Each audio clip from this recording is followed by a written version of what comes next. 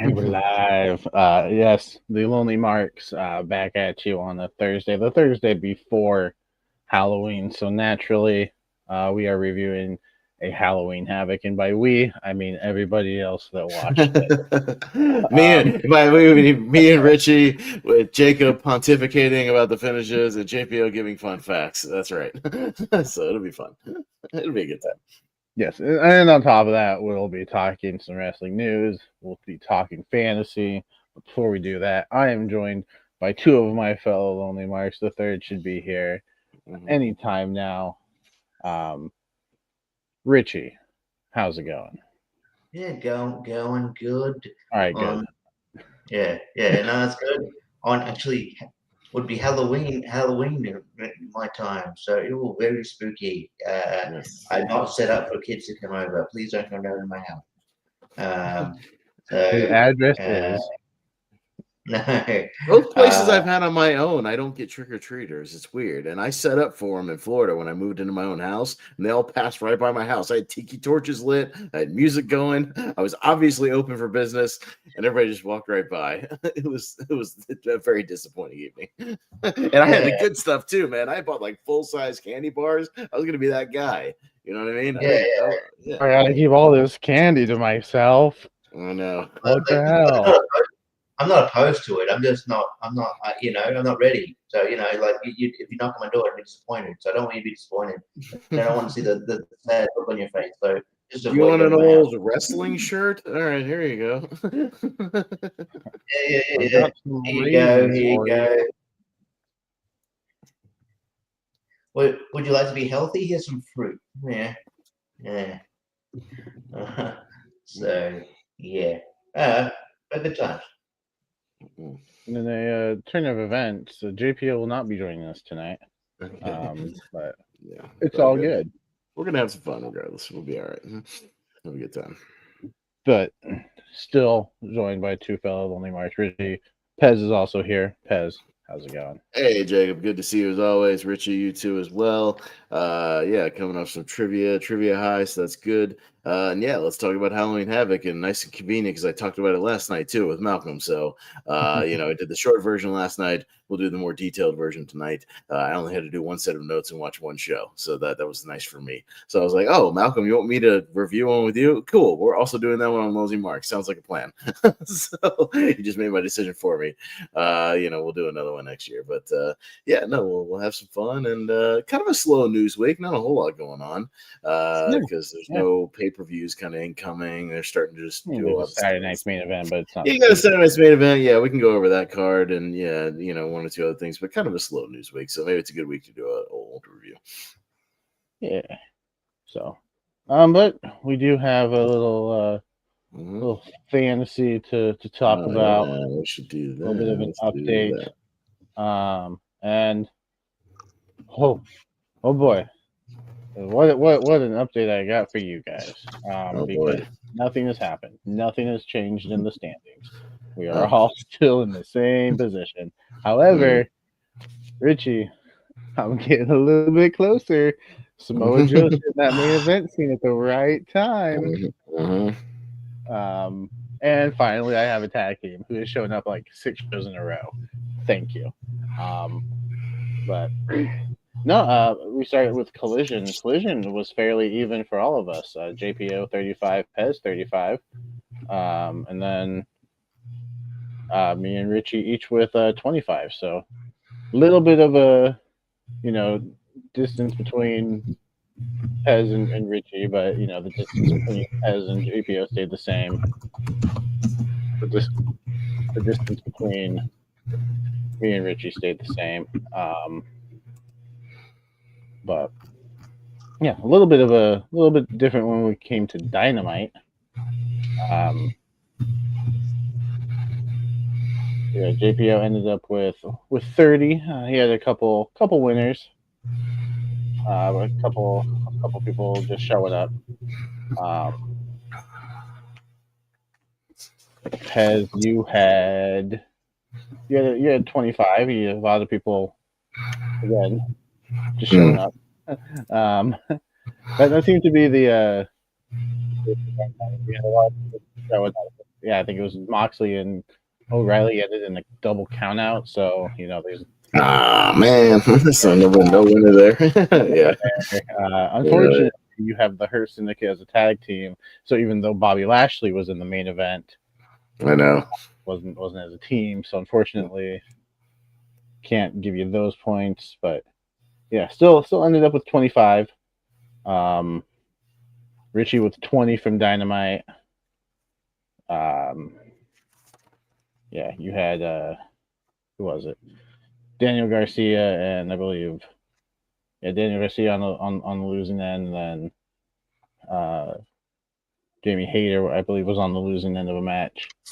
But Hook was in that main event, but he also lost. He also lost. He also got choked out by his former mentor, which is fucking bullshit. But for the second week in a row, I had the highest score of the week. Where was this at the beginning of the season though? Come on, but it was all thanks to Samoa Joe winning that main event, becoming the number one contender once again for a full year, which I believe is like 3 weeks away, maybe. It is. I believe it's on the 26th. Yeah, because I had to look that up today. I just went for calendar's sake, for how we do Lonely Marks. Yeah, it's on the 22nd. So we have 3 weeks from Saturday. So we'll have Full Gear on the 22nd, and so we'll do previews for that. The following week, we'll do a Full Gear review and then Survivor Series predictions, because Survivor Series is the Saturday after that. So the end of the month will be a little heavier with content, as we're kind of gearing up to in the beginning of the month here. Yeah, there's a weird, some like weird stat that someone had where this will be the third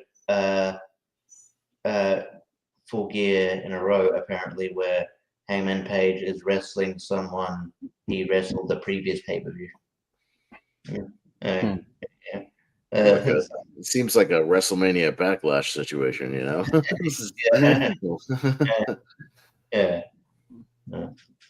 This is a weird thing. I don't even know they planned that, but it's interesting. Yeah, and I believe is that the only? Oh, there's a few matches announced. FTR becoming number one contenders for the tag team championship. Yeah, FTR Brodito. Yeah, that's going down. Oh yeah, Mercedes Chris Statlander. It's a title for title, right? So No. Or no? Right now, I don't know if it is. I'm on Wikipedia. Wikipedia could be wrong. Okay. But right now, they just have it listed as for Statlander's title. See, why doesn't she put up her title too? If I was Statlander as the champion, I'd be like, yeah, okay, you get a shot, but if you lose, I take your belt, one of your 12 belts. You know what I mean? I would say that as a baby face. I'd be like, yeah, you want me, but okay, sure, you put up yours also. She's like, I've already had that belt. No, I want give me the one you got from, I don't know, some indie company in Germany. I want that one. Give me that random Florida belt that you have. I want that. The only thing I don't like about Samoa Joe being in the main event is that means that the trios titles will not be defended on pay-per-view. Right. Unless he pulls double duty, but I doubt that. Another pay-per-view, with no Shibata or Powerhouse Hobbs. Yeah, but man, if I can get those title defenses on TV still, maybe a title defense in the main event of a TV show, like I'm good there. But yeah, and then if anybody wants to pick up Big Boom AJ, he will be also on Full Gear. He's teaming with QT Marshall, taking on Rocky Romero and Trent. So obviously, when it comes to predictions, we've already got one in the bag. Yeah, I feel bad for Rocky Romero and Trent. One of them's going to get pinned, I don't know, and they shouldn't get pinned because they're good wrestlers. Yeah. Anyway. But, the point totals as they stand right now: JPO at 1,355. Pez at 1,215. Okay. Richie at 1,055, and I have finally hit the thousands, I'm at 1,005. So picked up 20 points on Richie. And I think my goal now is to just not come in last. My goal is to, even though I have essentially 2 roster spots that just aren't showing up, Andrade and Alex Windsor. I'm coming for you, Richie. Samoa Joe's in the main event. It's going to be great. I don't think he's going to win the title, but if he does, wait for it. Also, I really hope I get another drop after Full Gear. Well, I mean, so let's talk about that as far as the fantasy goes. So we can go around the horn, but unfortunately, Jacob, you have no roster availability for a swap. You're at 0 right now. So you would have to try to negotiate for maybe some ones that we talked about, like a monopoly swap or something like that. If you want to try to negotiate something with somebody, so unfortunately we have to pass you by. Richie, you do have one available swap because you picked up one from the pay-per-view. So you do have one available if you'd like to do one, but. Imagine you're feeling decent. Could I interest anyone in Alex Windsor? She is in the tag team tournament. I'm just putting that out there. The person you want to negotiate with probably is me because I have 2 roster slots available. So you want to negotiate for one of mine for like one of your roster people. Oh, I was putting it out there as that's the first person I'm willing to. Oh, okay. I see. So I didn't just put it up to Richie. I'm putting it up to both of you. Richie, I'd even be willing to throw in a Shibata. He is a champion. Here's the thing. The Alex Windsor thing. I don't think the problem is I think Alex Windsor is one of those people that like she came in. I was like cool. So it was she was a flavor of the month, and now she's gonna be around. I don't anticipate she's gonna be on this show that much, so that's not as enticing. Shibata, man, I don't know because I'm not sure. Like once they lose attack, I don't know. I'm They just turned heel. They're not losing those titles until the end in the next couple months. I think. I think they'll hold them through the new year at least. It's too bad they're not going to be involved in that blood and guts thing. It looks like that's going to be conglomeration of Death Riders, right? So that's not with the odds. Exactly. I'm maybe trying to pick one of them up. Should look, I'm gonna say no for now, but look, you can try. See how things play out. You can try later on. See how I am. I'm gonna say no. So here's my thing. So if I was to make a deal, that just means for my roster, Jacob, I literally get a free extra person on my roster, not a swap. Like I get a free extra person, correct? Right. You're just giving me one of your swaps. Right, but I get a full person. Also, then you have an 11th person. Yeah, I have an 11th person for free, essentially, right? Yeah. So, all right. So I have 2 available as far as 2 roster swaps. We have another pay-per-view coming up. So even if I tie, you get another one. Copeland's not putting out right now, so I don't want to swap him per se because I have a feeling he'll be back before the end of the year because he's not going to be filming forever. So I do need somebody to pick up ancillary points here and there.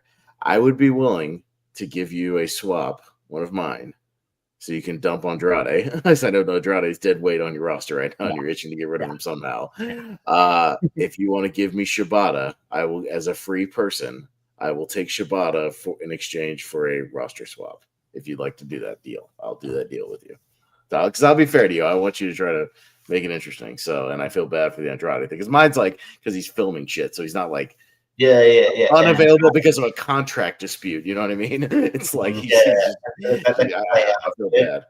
I'll be honest. If I had more than one slot left, I'd probably do that same. Yeah, and that's what I'm saying. I still have one after that as a reserve in case somebody gets hurt randomly or something like that. Like, luckily, we'll talk about it. Nobody had Penelope Ford because that would have been rough, if you had Penelope Ford because she's definitely. Yeah. We'll talk about that. But so, Jacob, if you want to give up a roster slot, one of your guys, I mean, he is a trios champion, so he'll have matches here and there.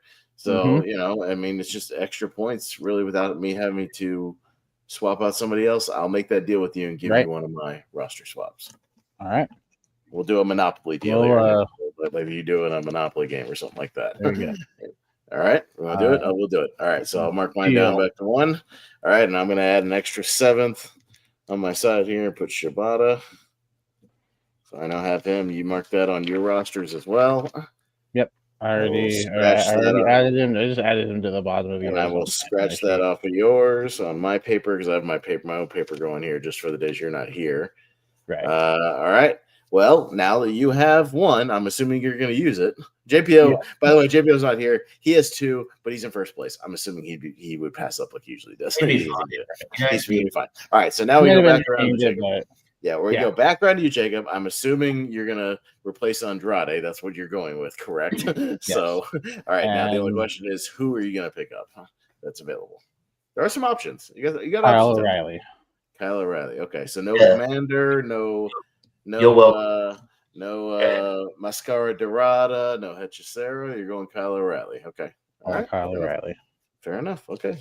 I guess Richie's kind of regretting he dropped him in the first place for Hook. So yeah. I just. I know. Hey, we've all had one of those blunders because I dropped Kenny and then like he was back randomly on Dynamite a couple times here and there. You know what I mean? Like, So we. Kyle was just going to be a guy. I don't think he's going to be like used much on pay-per-view, and he's in Blood and Guts and all that shit. Anyway, he's been used almost every week, and it's like I need those points. And then I picked up Eddie Kingston, and like he's been here and there, but not as much as I thought he'd be on TV. Well, he usually gets. It's weird because Tony usually pushes him, so like I don't know what's going on there. You know what I mean? Like, so we'll see. Yeah, it's weird. They put him and Hook together, and then like, oh, we're gonna put Hook in the main event right. They're not like really pushing that as a tag team. And then like they had them like do a promo, but Hook was doing most talking. I'm like, dude, the guy who's the promo in that team is Eddie Kingston. Eddie Kingston is the promo guy. Yeah, he should be cutting the real promos. So, all right. Well, Jacob, that is cemented. So you're back down to 0, but you at least made some progress out of that and got rid of your dead weight. So hey, and I want to be fair. I don't want to make this competitive, not like leave that on you. So I'm willing to do that. Throw you a bone. And do that. So again, not without something in return, but to be fair. And I feel like every time Shibata does show up, it's in a title match, and he's probably going to be on the win. He's at least going to be on the winning team, so at least get points for that for a title defense. Yeah, that's a true. So when he does show up, maybe on a pay-per-view or something like that, even if it's once a month, these last 2 pay-per-views, it'll at least be some points. So that's fine. Yeah, and even if Joe's in like the main event or whatever, like I could see him in Hobbs tagging or something, or being something. All right, well, cool. All right, so that's business there.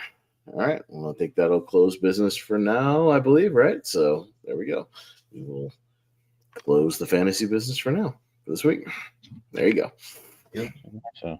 We would have done this last week, but you weren't here. I couldn't confirm it with you. Yeah, but it's all right.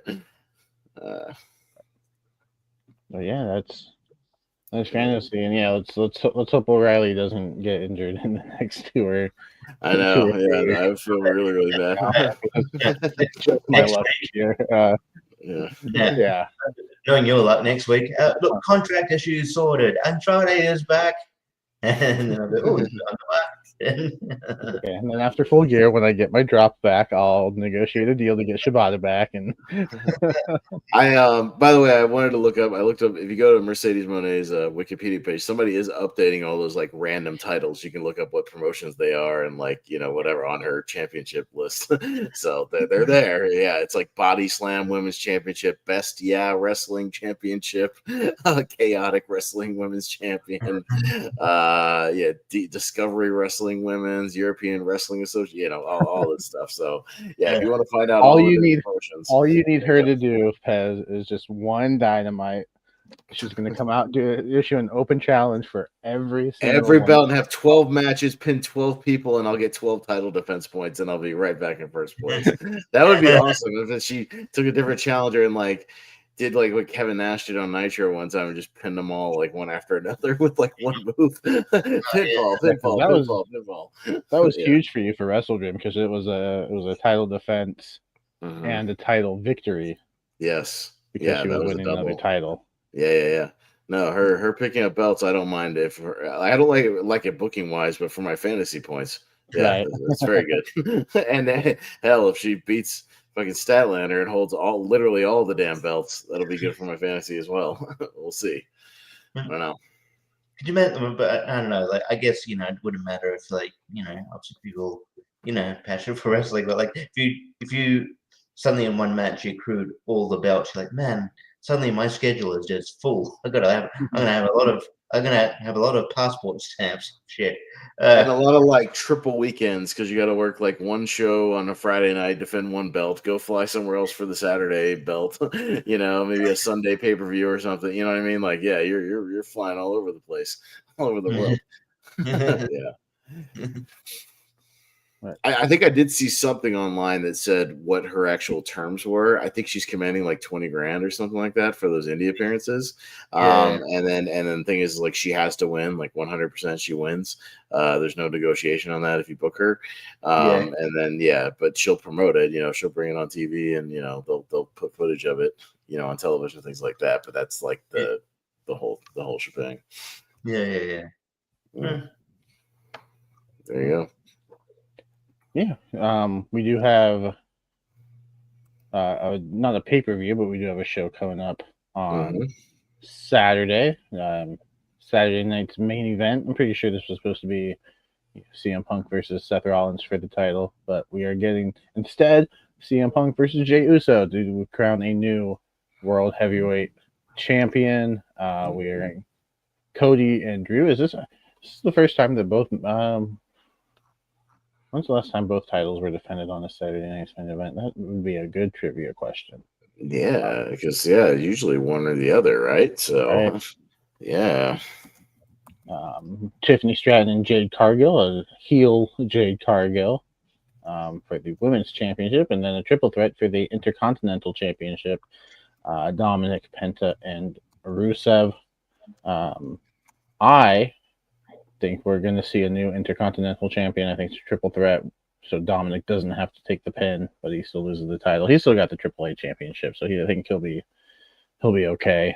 I don't know which one. I would love to see Rusev hold the title, but or I'm just going to be completely wrong, and Dominic's going to just dominate and continue this reign. But no, it's looking like a decent show. The card looks good. Pez, you got thoughts on the card? Yeah, no, I mean, but Saturday night's main event is one of those things that I just watch the replay because there's too many damn commercials when you watch it live, so I usually we'll skip it live and do something else.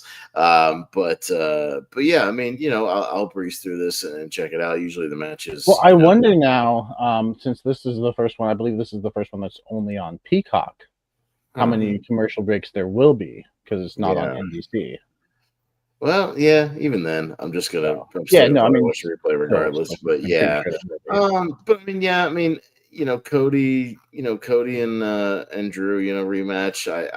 I wish Drew could pick it up. We all thought maybe he had a chance last time. Probably not going to happen, unfortunately. The second go around, it's unfortunate. I'd like to see him get a clean run with it, not one of these tease he wins it and it's only for a few minutes.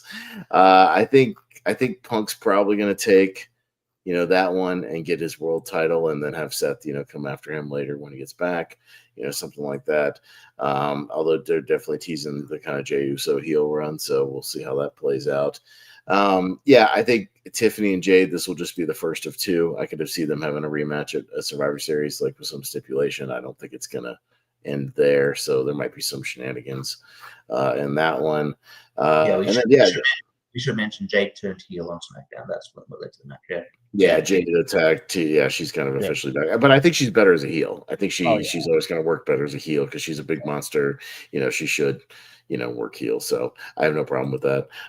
And yeah, no, Dominic is like super over right now, so he's having a good run. And man, when he shows up at AAA, you see some of the crowd reactions he's getting in AAA. That dude is like that dude's like Stone Cold Steve Austin in AAA. Yeah, it's ridiculous. So yeah, no, and I think is he? Because he has that title, right? So he should be on whenever the next AAA show is. I think he's defending against Dragon Lee in a one-on-one match. I think. Is he? Yeah, because I know, and then I know Vikingo's facing El Grande Americano. Wait a minute, who's this guy? I thought he wasn't going to be here tonight. What the hell? My friend, you prankster. Yeah, my friend is postponed for another 40 minutes. So I'm like, well, shit, I don't want to do nothing. Hey, everybody. Oh, okay. You got off. Oh, hey, guess what? We literally just started. We just started the news, so you can at least chime in on the news and then get out of here. By the way, you're still in first place. Pezza traded me one of his drops for Shibata, and I picked up Kyle O'Reilly and dropped Andrade. Now you're caught up.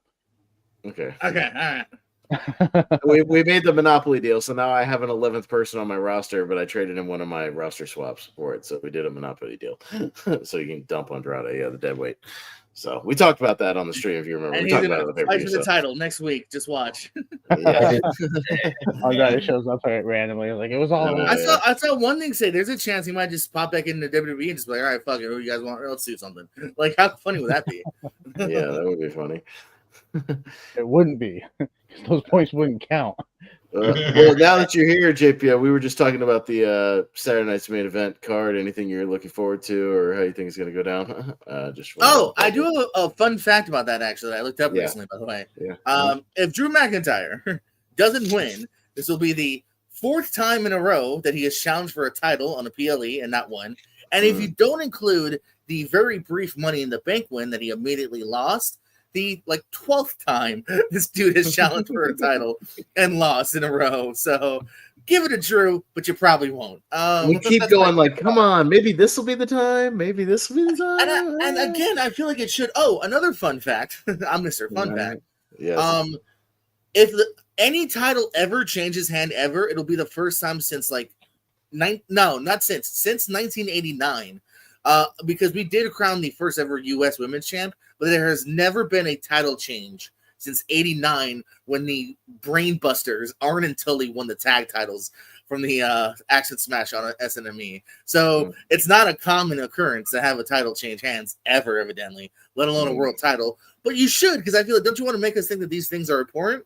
You know what I mean? So then they become too predictable. Just because that becomes it'll be a star-studded match, but it's going to be a filler match because just to do it because you're contractually obligated. So I feel like they really should. Then going to WCW, then it becomes like those Clash of the Champions where they would have good matches, but nothing cool.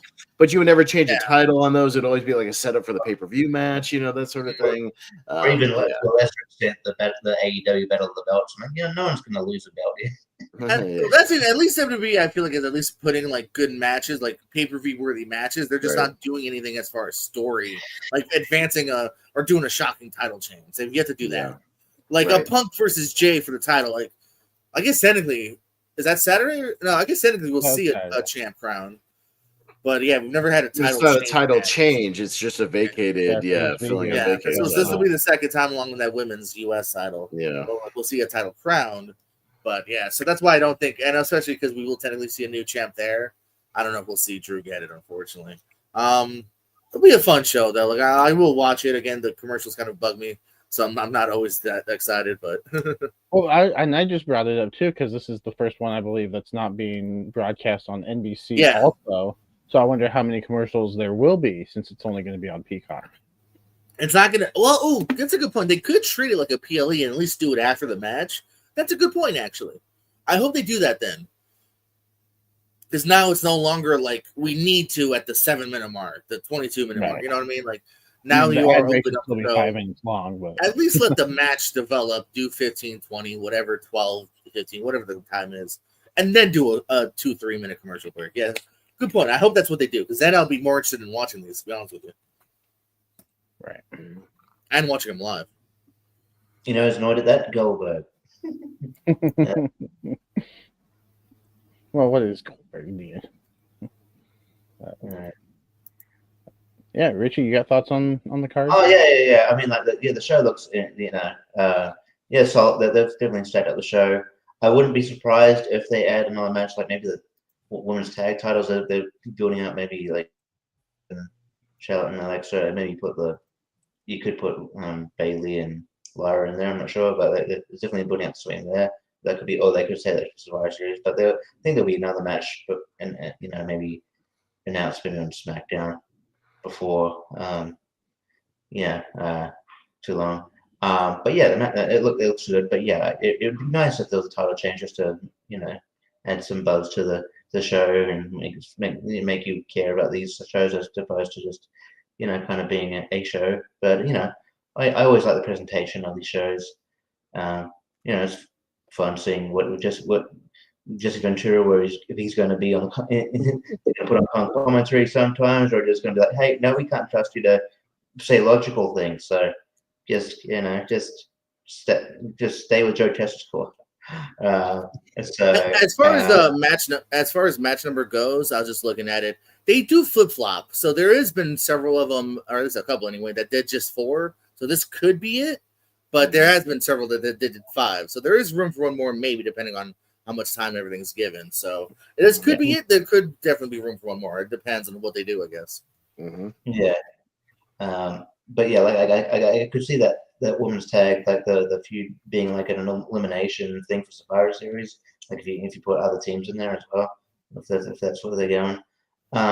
So yeah. But the show will be, I mean, I like like I said, I like the idea of setting main event, but yeah, you gotta, maybe put title changes on there now and again so to kind of get me invested. Otherwise, it's sort of Jade might do it actually. Jade might pull it.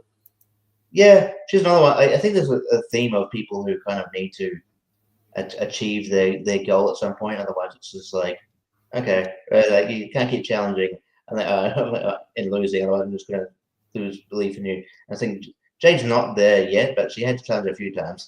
But I think her heel character, I think Jade could do it actually, unless there's some shenanigans. But I think Jade could do it. I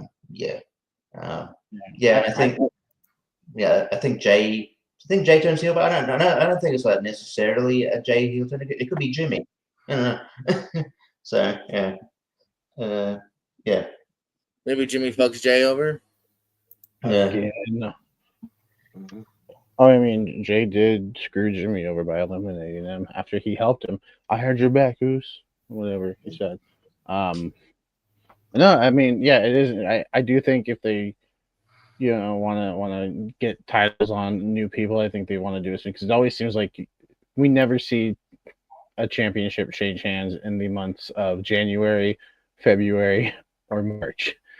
Leading into WrestleMania, those kind of are always set in stone. So if you do want new champions heading into that, I think we get the in the next couple months. Back in the day. They used to. Like, I mean, I don't remember Eddie Guerrero win. Yeah, was a surprise February. I think there's definitely was other times too. Batista, I believe, Elimination Chamber, and then of course he dropped it right back to John Cena. But now it really does seem like really like they're set on like who their champ is, and they had Edge cashed in New Year's Revolution on John Cena, Money in the Bank, like the first one, so that was in January. Yeah, there are it seems like the last 20 years or so. Yeah, no, I mean we're all talking about stuff from like to the 2000s, and they have done that recently. There are certain Royal Rumble matches where I'm like they're not gonna be that ballsy. I'm like, is Hardcore Holly gonna beat Brock Lesnar? Probably not. No. Right. Just Sami Zayn, as much as we want him to, gonna beat Roman Reigns. No. As much as a Sami Cody match could have been. If it wasn't during that streak, I think Sami would have had a real chance. Right. Yeah. But not. And then I do think this upcoming Saturday night's main event does feel a little bit bigger. I mean, probably because it's all title matches at the moment. So it does feel a little bit bigger. It does feel like but no tag title matches, right, JP? No tag title matches. Not yet. Wait, there's a tag division? Okay. You wouldn't know PLEs and you wouldn't know what to watch Raw either, but Yeah, it's the makeshift team of AJ Lee. I love, by the way, where they're like, JD and Finn were like, after this, like, we want a tag title shot. Like, after you just pulled, you're not gonna get a tag title shot. And then AJ and Dragon Lee are like, well, do we want to face it? They actually like there's a whole plethora of tag teams. You want to face anybody? And then they're like, and they clearly don't deserve a tag title shot, but they're just like, yeah, we'll face you. He's like, you really want to face them? Yeah. So basically, they're facing them because they got no one else. But yeah, I don't know. It was a weird way to get into that. Fun fact, JPO back at you. There has been zero tag title matches on Saturday Night Main Event since a return. That sounds about right. and the Wyatt Six are too busy. Like you'd forget they're tag champions because they're too busy popping up on AAA wanting those titles. Well, no. The opposite of that. They're so not busy that they have time to do AAA. Like, you know what I mean? Like, right. Yeah, and then like, can we do something Triple H? Go to Mexico. You got fucking time. And on SmackDown, Tama Tonga like kind of intimated to Fraxi, and then he's going after the tag titles. I'm like, they're not the champions. Like, they're not the people you're gonna want. He's like, yeah. There's only been one tag match on Saturday Night's Main Event since its return, and it was Seth Rollins and Braun Breaker versus CM Punk and Sami Zayn. So not even there's a star tag match. But yeah, but that's why I said tag titles for sure. And yeah, I knew it wasn't a tag title match. So yeah, we'll see. Show the tag titles some love, please. You've got the roster to make a tag division.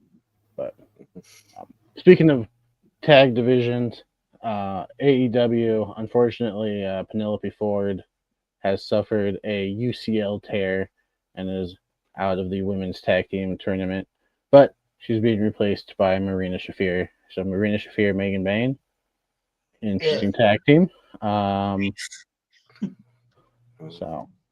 I don't know if anybody had Megan Bayne and Penelope Ford winning, but no, it's anytime someone goes down with an injury, though, it's unfortunate, especially right before a tournament to crown the first champions. Because I could have seen them getting at least out of the first round, but yeah, I mean, and with the women's tag division now, it gives it's another division for more women to be featured, and I feel like that's the division that's unfortunately lacking a little bit in AEW recently. Feels like the same women are getting the focus, so this would have been nice. So it's just unfortunate timing. I hope she comes back and is just as good. I like Penelope Ford, but yeah, just unfortunate timing. How did Kip Sabian land her? Money. What's the Kip Sabian shit talk for? What's wrong with Kip Sabian? I like him, but he's I know you don't. You're like, how'd that schmuck get Penelope? I don't know. He's a fit, good-looking dude. That tracks to me. I'm jealous. Let me rephrase your question. How did originally Joey Janela land her? That I question. Kip kind of tracks. Here's the thing. He landed Penelope Ford, and he used to date Megan Bayne. He dated both of those. Yeah, no, good on Joey, dude. Yeah. Sorry, Joey, for watching. Yeah, no, I get you. No, I'm speaking out of jealousy, really. Exactly, yeah, because we want Penelope. Yeah, no. I mean, unfortunately, Penelope is kind of. It does seem like she's a bit injury prone, but yeah, I do hope she gets back soon. I do like them as a tag team. They seem to be one of the few established tag teams, and they work well together. So yeah. Yeah, Pez, you got I mean, fine. JPO, you got any thoughts on Penelope Ford? No, I mean, just thoughts and prayers or something. Yeah, no, he'll up. It's unfortunate, especially if maybe there was plans for the team to do more, because I have thought that they were kind of a potential like Pagan, more so because of Bane, unfortunately. And now actually there's an even better shot because Marino's also kind of just been, the China of Death Riders, like not really wrestling 9 times out of 10. So we'll see. Right. But what else? Blood and Guts. We've got some matches announced for that. We're gonna do 2 apparently. We are gonna get the first women's Blood and Guts, and then we're getting on the men's side the Conglomeration and Darby Allin versus the Death Riders. So let's go Conglomeration. I didn't pick you up for nothing, Kyle O'Reilly. And then what was the? Sorry, I had it pulled up, and then for whatever reason, decided to just go away. The women's match. So far, Jamie Hayter, Queen Aminata, TBD, and TBD versus the Triangle of Madness and TBD. So it looks like that one's going to be a 4-on-4, where the men's will be a 5-on-5. Pez, you're going to see it live, right? Yeah, no, we're planning on it. She's taking the day off. Me and my girl the day after. I'm gonna switch 2 shifts, and hopefully we're gonna make a little mini trip out of it and just stay overnight there. Yeah, it's in Greensboro, so it's about 2.5 hours away. So we're gonna see if we can go see Blood and Guts. So yeah, good to know they're gonna have. I didn't know if they were just going to have the women's one, but yeah, they kind of made it official. They're going to have a men's one as well. So we get 2 Blood and Guts matches there. And so can Orange Cassidy just announce it every year, please? Blood and Guts. Blood and Guts. But yeah, no. Hopefully that should be pretty fun. So I'm looking forward to seeing it live. It's funny. So. There was the Blood and Guts thing. Also, SmackDown the week before is going to be in Greenville, and like I presented both to my girl, and she was like, "SmackDown," and I was like, "AEW Blood and Guts," and she was like, "Ah." So I think she enjoys the. That is the more exciting option of the 2. Yeah, of the 2, more exciting. I mean, I took her to Raw, earlier this year. She was happy to go to Raw because that was her first WWE live event ever, so that was fun, and that was a good Raw. But she's like, Blood and Guts sounds more fun. And I agree. Those are more fun. Be a big deal. Yeah. JPO, you got thoughts on the matches announced for Blood and Guts? I kind of wish it wasn't Death Riders, but it'll be a fun one. I feel like didn't we get that last year? I don't know. I feel like we've just seen a lot of that group. But no, I think it'll be fun. I like the fact that they're doing the women's one. That's pretty cool. That's something we'd kind of talked and hyped up before. So it'd be a fun night of TV, getting 2 of them, and fun night of live for Pez. That's dope. Yeah, that should be fun. Yeah, no, last year's Blood and Guts was Team AEW and Team Elite. So it was a Swerve Strickland, Mark Briscoe, Darby Allin, and the Acclaimed versus Young Bucks, Okada, Jack Perry, and Hangman. So, how times have changed in a year. So in that short period of time, Acclaimed were broken up. And reluctantly got back together. The Acclaimed have re-arrived. Kind of, yeah. I mean, I think it should be good, and it'll just when's the last time Dowdy wrestled a normal match on a big show? Because I'm just. I seriously hurt himself. I'm like a concerned mom at this point, and I don't even know. It's you'd have to go so far back, I think. But all right, let's see. I Quit, Coffin, Lights Out. Him and Brody King was normal 1 year ago at Wrestle Dream. and even then, that match was still a little brutal. I remember that. And then match. for that, you go in the Arena Tornado for the next 3 after that. Go big or go home when it comes to pay-per-views for Darby Allin. Yeah, I think that dude's skeleton's made out of rubber. But yeah, no, that's Blood and Guts, and then the last thing that I wanted to bring up. I'm sure Richie and JPO have a list ready. The teasers that WWE was putting out. Nobody's debuting. Nobody's returning. WrestleMania tickets are on Jericho, Santos, the Ghost of Ultimate Warrior. Yeah, that's fucking. I think as soon as the one that Punk was it Punk? Yeah, I think as soon as the one with the boots came out, I'm like, oh, that's Brock.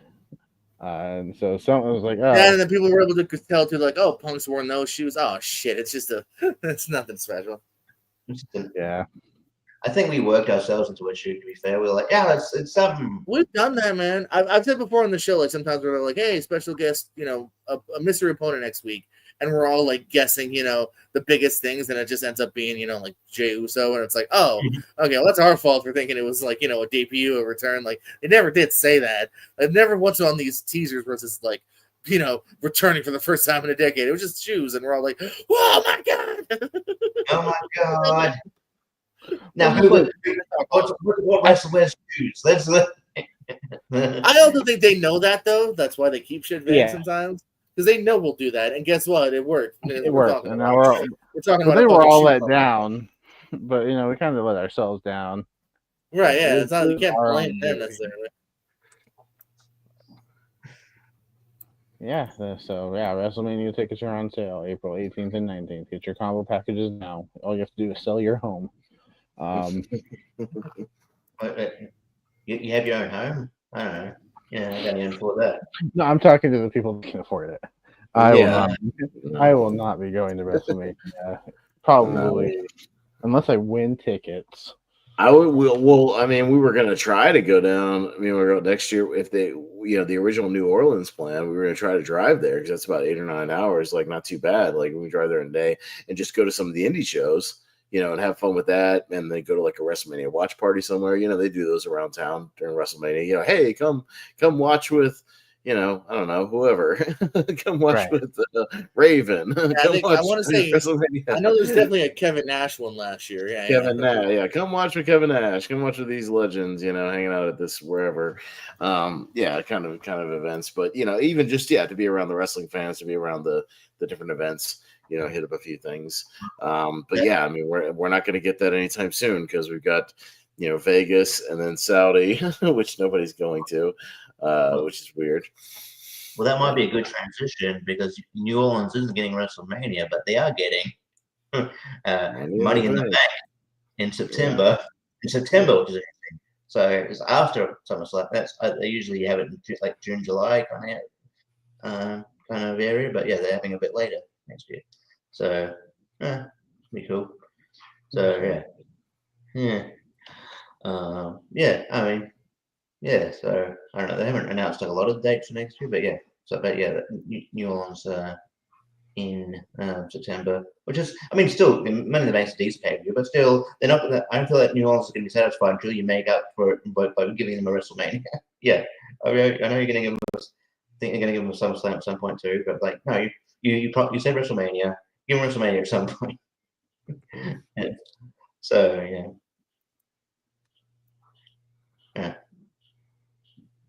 did anyone have any? Did you have any more things, Jacob or Edge? I didn't know that. I don't have it because I thought it was kind of slow news week. So unless JPO has anything, I don't have anything else. So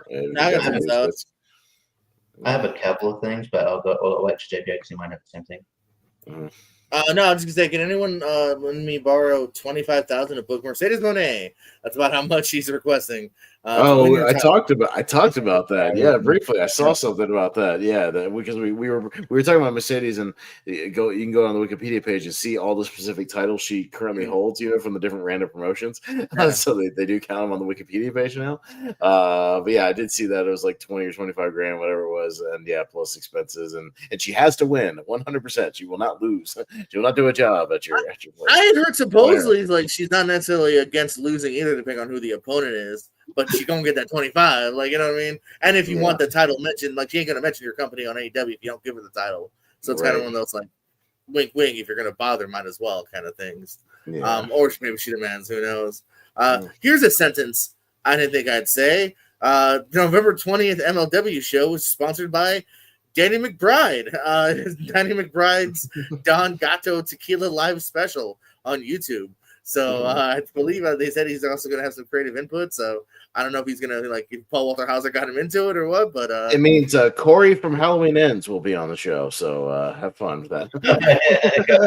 The Silent Night trailer did bum me as soon as I saw Corey as the lead. I just had bad feelings with that guy, seeing him kill people. Shout out to Tiffany Stratton. She makes it past Saturday already. Will be well over 300 days, though, 301. So if she doesn't make it past Saturday, she'll end at about 303. But we'll see, because so she's climbing the ladder on that run is pretty good. And then just wanted to shout out the several new NXT champs, by the way, this past Sunday at Halloween Havoc. Tatum Paxley picked up the women's title. Dark State regained those tag titles from the Hardys, Deion Lennox and Osiris Griffin, technically, of the two. And then, Blake Monroe took the North American Women's Championship, too. So Blake Monroe's already a champ as well. And it was a fun show overall, too. Good stuff. Ethan Page retained over Hio Wagner Jr. Good lucha opener with Javon and Liam Slater from TNA defeating La Park and Mr. Iguana. The main event was Ricky Starks defeating Trick Williams. So overall, pretty good show. And Trick Williams getting in another title shot the next that NXT Gold Rush or whatever it is. Really? This has to be like, if he loses this, please go to the main roster. You got nothing else to do. You're not gonna win the time. That's funny. Yeah, somebody asked me about like JC Jane. They're like, "Do you think she's coming?" And I'm like, "Dude, I don't know anymore. We were wrong. I was wrong about Braun Breaker right away. We've been saying this for Trick and Oba. Like, you just really never know necessarily like when they're ready for these call-ups. You know, like who knows." Well, JC Jane did attack Tatum after on NXT this week, so they're probably gonna have a rematch, and then maybe JC Jane might lose, and then. We'll see. I don't know. I feel like it could be another thing where it could be another thing where this year I could make again the prediction that Trick Williams would be in the Royal Rumble again this year as like a call up person. You know what I mean? Like an NXT person. I'll go Trick. I'll say Trick Williams over Femi, and then for the women I'll say JC Jane and like someone like who should be there like Jordan Grace or I don't know, Jordan Grace could last there for a while, but like Lola Vice, and none of them will come true. But The thing is, I could see all of them being in the Rumble, but then not showing up on the main roster afterwards. They were just the NXT people in the Rumble. But yeah, no, back to Tiffany Stratton. Yeah, I just looked it up. Shout out. Yeah, she's got the third longest reign with the current iteration of the women's championship. So yeah, shout out Tiffy time. Mm-hmm. Yeah. Got any more things? No, the last thing I was just reading just now. I mean, we're probably not going to see Wardlow till at least January, if not even February or March. So he just came back. I know. Well, part of that wasn't even originally an injury. Part of it was an injury that then turned into him being part of American Gladiators. That then turned into another injury. Not because of the Gladiators necessarily. I'm just saying the time frame. Yes. But he just came back once he was done filming and then hurt himself. Well, so when he comes back, just have him cut a promo. He can't get injured for a promo. Just, oh no, I hurt my throat. I hurt my larynx. This injury was him working out, so you never know. You're not really safe doing anything. Exactly. And like they throw him the mic, it hits him in the head, concussion. God damn it. I know him and Adam Cole don't exactly have the same body types, but Adam Cole did hurt himself just getting off the apron. So freak accidents can happen. He fucked Adam Cole. I'm sorry. Like I could see he didn't need He jumped off the ramp, man, because he jumped off like all the way, off that top. Like they did the WCW ramp that week. Like he did. He was too far. Okay. Yeah. Yeah. If you're getting older, don't jump off high places. Yeah. Probably. Edge. Yeah, remember that cage? The way he came down. Yeah. Come back next week for more advice from the Lonely Marks. Although someone didn't tell Sting that. I mean, he's still. I love how, of all people, the four of us are giving physical health advice. Let me tell you something. Yeah, I'm in no position for that. I'm saying, I don't think anyone in this group, in this particular group, can be. No. What do you mean? What do you mean by that? I am picture perfect health. You're in the top half of the group, maybe. So good for you. You're probably best out of You're in the top 4. You're in the top 4 of the group. Yeah. As long as we don't have a guest this week, I'll be in the top 4. Wait, Pez, girl there? What's that? Is Lady Pez there? She's in the other room, but yeah. Well, then I'm not in the top 4 anymore. All right, I'm in. Well, she's lost 25 pounds recently, so she's probably ahead of all of us. That's what I'm saying. I know, there's there's another 4 people. I'm Lady Pez. I had my life together. Whatever. Yeah. But yeah. Anyway. Yeah. I got a like couple of things, but I probably should shout out to just give shout out to Mike Rotunda, IRS, who there were reports that he was in hospice care, but apparently Micah Rotunda, who's the sister of Brian, but just that like he's in a rehabilitation center. He did have a heart attack, but like it's not as grim as they were initially reporting, but he is recovering. So shout out to him, and also shout out to sort of Lucha Libre legend Blue Demon Jr., who I think he's recovering too, because he had a pretty decent, like a big like car accident, but I think he looks like he's going to pull through. But he was I think he's in hospital, so shout out to them. I know 2 grim stories, but I think that they're not like I think there's going to be positive outcome on both of them. But shout out to both of that. No, for sure.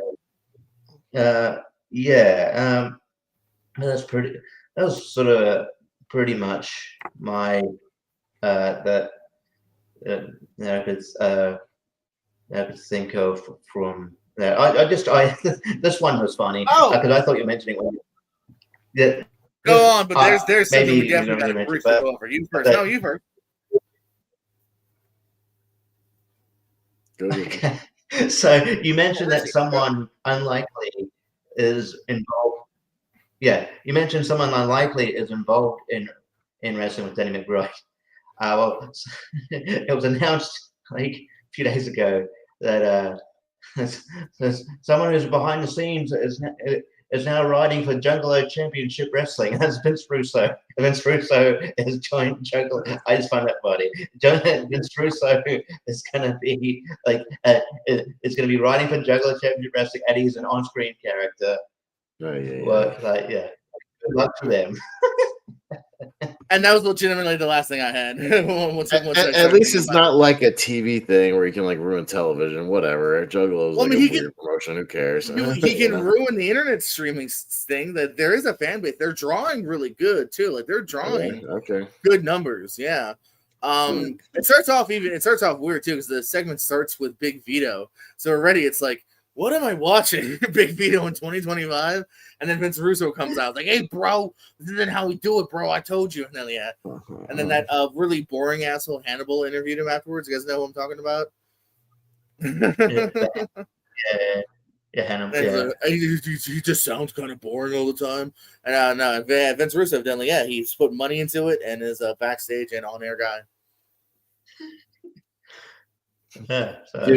Even on the Juggalo Reddit page, just doing a quick search, somebody goes, well, they were running a really good promotion at JCW, but I guess they just felt like not running coherent shows anymore. So, all right, good luck with that. That's what shocked me was I'm not really a Juggalo, but I can't imagine their fan base wants this. No. You know what I'm saying? Like this. They're kind of like now the company is very silly with like a slight R-rated tinge sometimes, not overly. So like you can have fun. So like they are a very loose company in like terms of fun, but but they're still like a hardcore fan base. Like I can't imagine anyone was like, oh yeah, give us Vince Russo, the guy that ruined WCW and almost ruined TNA, and like it's kind of a pun now in wrestling. Mm-hmm. I don't know who this is for. I don't think it's for their fan base. It's not for new. I don't know if it's going to draw new viewers. Like I don't know who it's for. No. Yeah. Yikes. Yeah. There was rumors there was rumors he was writing for NWA, but like I think they squashed that pretty quick. That he was writing for NWA Power. Yeah, there was some rumors going around. Yeah, there was rumors that he was sending in script. Yeah, they're wacky too. Yeah, I actually watched that for the first time like 2 weeks ago, and there is like unnecessary backstage segments of like somebody's hitting on somebody's girlfriend at the pool, and like it's going nowhere. And I mostly just watched the hot guy make fun of it. I'm like the video game shop for no reason. Yeah. JCW is a little bit more fun watchable in my opinion. There's zombies. There's a guy whose gimmick changes every week. Like 1 week he's a soccer player, and next week he's a rocker, and next week he's kind of like that. That's fun. I just like watching that in the Hawk because the way he describes people. Because he doesn't sometimes describe people by their names. Like there's one wrestler. He goes Kenny Omega on crack. that's the wrestler Omega on crack. I'm like, okay, cool. That's it. But yeah, that's how I keep up with NWA. It's just through him. I'm like, well, I'm glad I don't watch it. And it's funny they weren't allowed to air the Natalia match too. So if you're ever curious and see that Natalia match, he's doing God's work. You were on a delay, Richie. So yeah, sorry, I didn't mean to talk over. Yeah, no, he was on a delay. Sorry, Richie was choppy. I was letting him know I'm not trying to talk over. No, it's fine. It's all good. All right, guys. Well, is that it for the news? Anybody else? Or are we good to go? Huh? Should we talk some Halloween Havoc? Maybe while JPO's here, he can give us some beef. He's the fun fact kid tonight, so maybe he can give us some more fun facts. We'll see. My friend's flaky. We'll see. I could be here another hour. I could be here for. I know. Yeah. At least while you're here, you can drop some fun. You can drop some fun facts while you're here, and then Jacob can shake his head at these terrible finishes on the show, as Richie can attest to. I was going to say the match ratings for what the matches look like on paper didn't totally track for me, so that makes sense then. Yeah, the show. Yeah, I'll say up at the top. The show there's good wrestling on the show. There's like the actual matches, like when they're wrestling, pretty good. This show is marred, as was a lot of 93 and 1994 WCW by dusty finishes, just terrible finishes, just bad booking. They were kind of flailing. This was post Jim Herd. This is when after they had fired Bill Watts like halfway through his contract, so he was gone. He wasn't booking anymore. So it was like this committee that was just making kind of baffling decisions all over the place. So they had the talent. There's a lot of talent on this roster, as you'll see as I go through these matches. Like they've got good wrestling and good wrestlers. But yeah, unfortunately, just a lot of bad booking decisions that kind of mar the show from being better than what it is. But yeah, we are talking about Halloween Havoc 1993, October 24th, 1993, to be specific, coming from the Lakefront Arena in New Orleans, Louisiana. We start with this pre-tape that I had forgotten about, but I kind of remembered it once it got going, especially when Tony Schiavone shows up. I was going to say I'm watching it now, and I'm like, is this your Schiavone one? Yeah, I think I vaguely. Yeah, this is the Schiavone one. Yeah, I think people have kind of seen this, kind of infamous. There's a bunch of kids kind of trick or treating. Some of them have like wrestling costumes on. They're running around, getting the candy. Yeah. The main kid's his son, by the way. Is it? Okay. That tracks. So they're running around. They finally get to like this big house they'd never been to before. Knock on the door. Tony Schiavone answers the door. He's kind of got like some blood makeup on his mouth and some other, kind of a little costume on. He's not a very good actor. He's like, "Oh, come inside, kids. come get your treats, whatever." It's kind of creepy at first, and then he brings him in. He's like, "Oh, those costumes are quite scary." He's like, "You want to see something really scary?" Eventually, and they're kind of messing with him. The kids are going back and forth. He finally asked him if they wanted to see something really scary. He pulls off his Tony Schiavone mask, reveals himself to be a giant monster, and the kids run screaming out of the house. And that's kind of this pre-tape. It goes on to a little too long. It's like a 5-minute pre-tape. It needed to be like 2 minutes tops. It goes on a few lines too long. I remember this once. I'm 2 minutes in, and I haven't even seen Schiavone yet. That's why it's too damn long. It should have been like 30 seconds of the kids on the thing and just get to the house already. Like Jesus, it takes way too long to get there. But yeah, he comes in. You'll see. We then cut to Eric Bischoff. What? Richie, you're choppy as hell, Richie. Get your connection straight. Yeah, sorry. I know. I'm gonna. Oh, hang on. I'm all right now at the moment. I think you are at the moment, but yeah, you've had some wonky issues tonight. So yeah, I'm on a but yeah, you just asked me how that.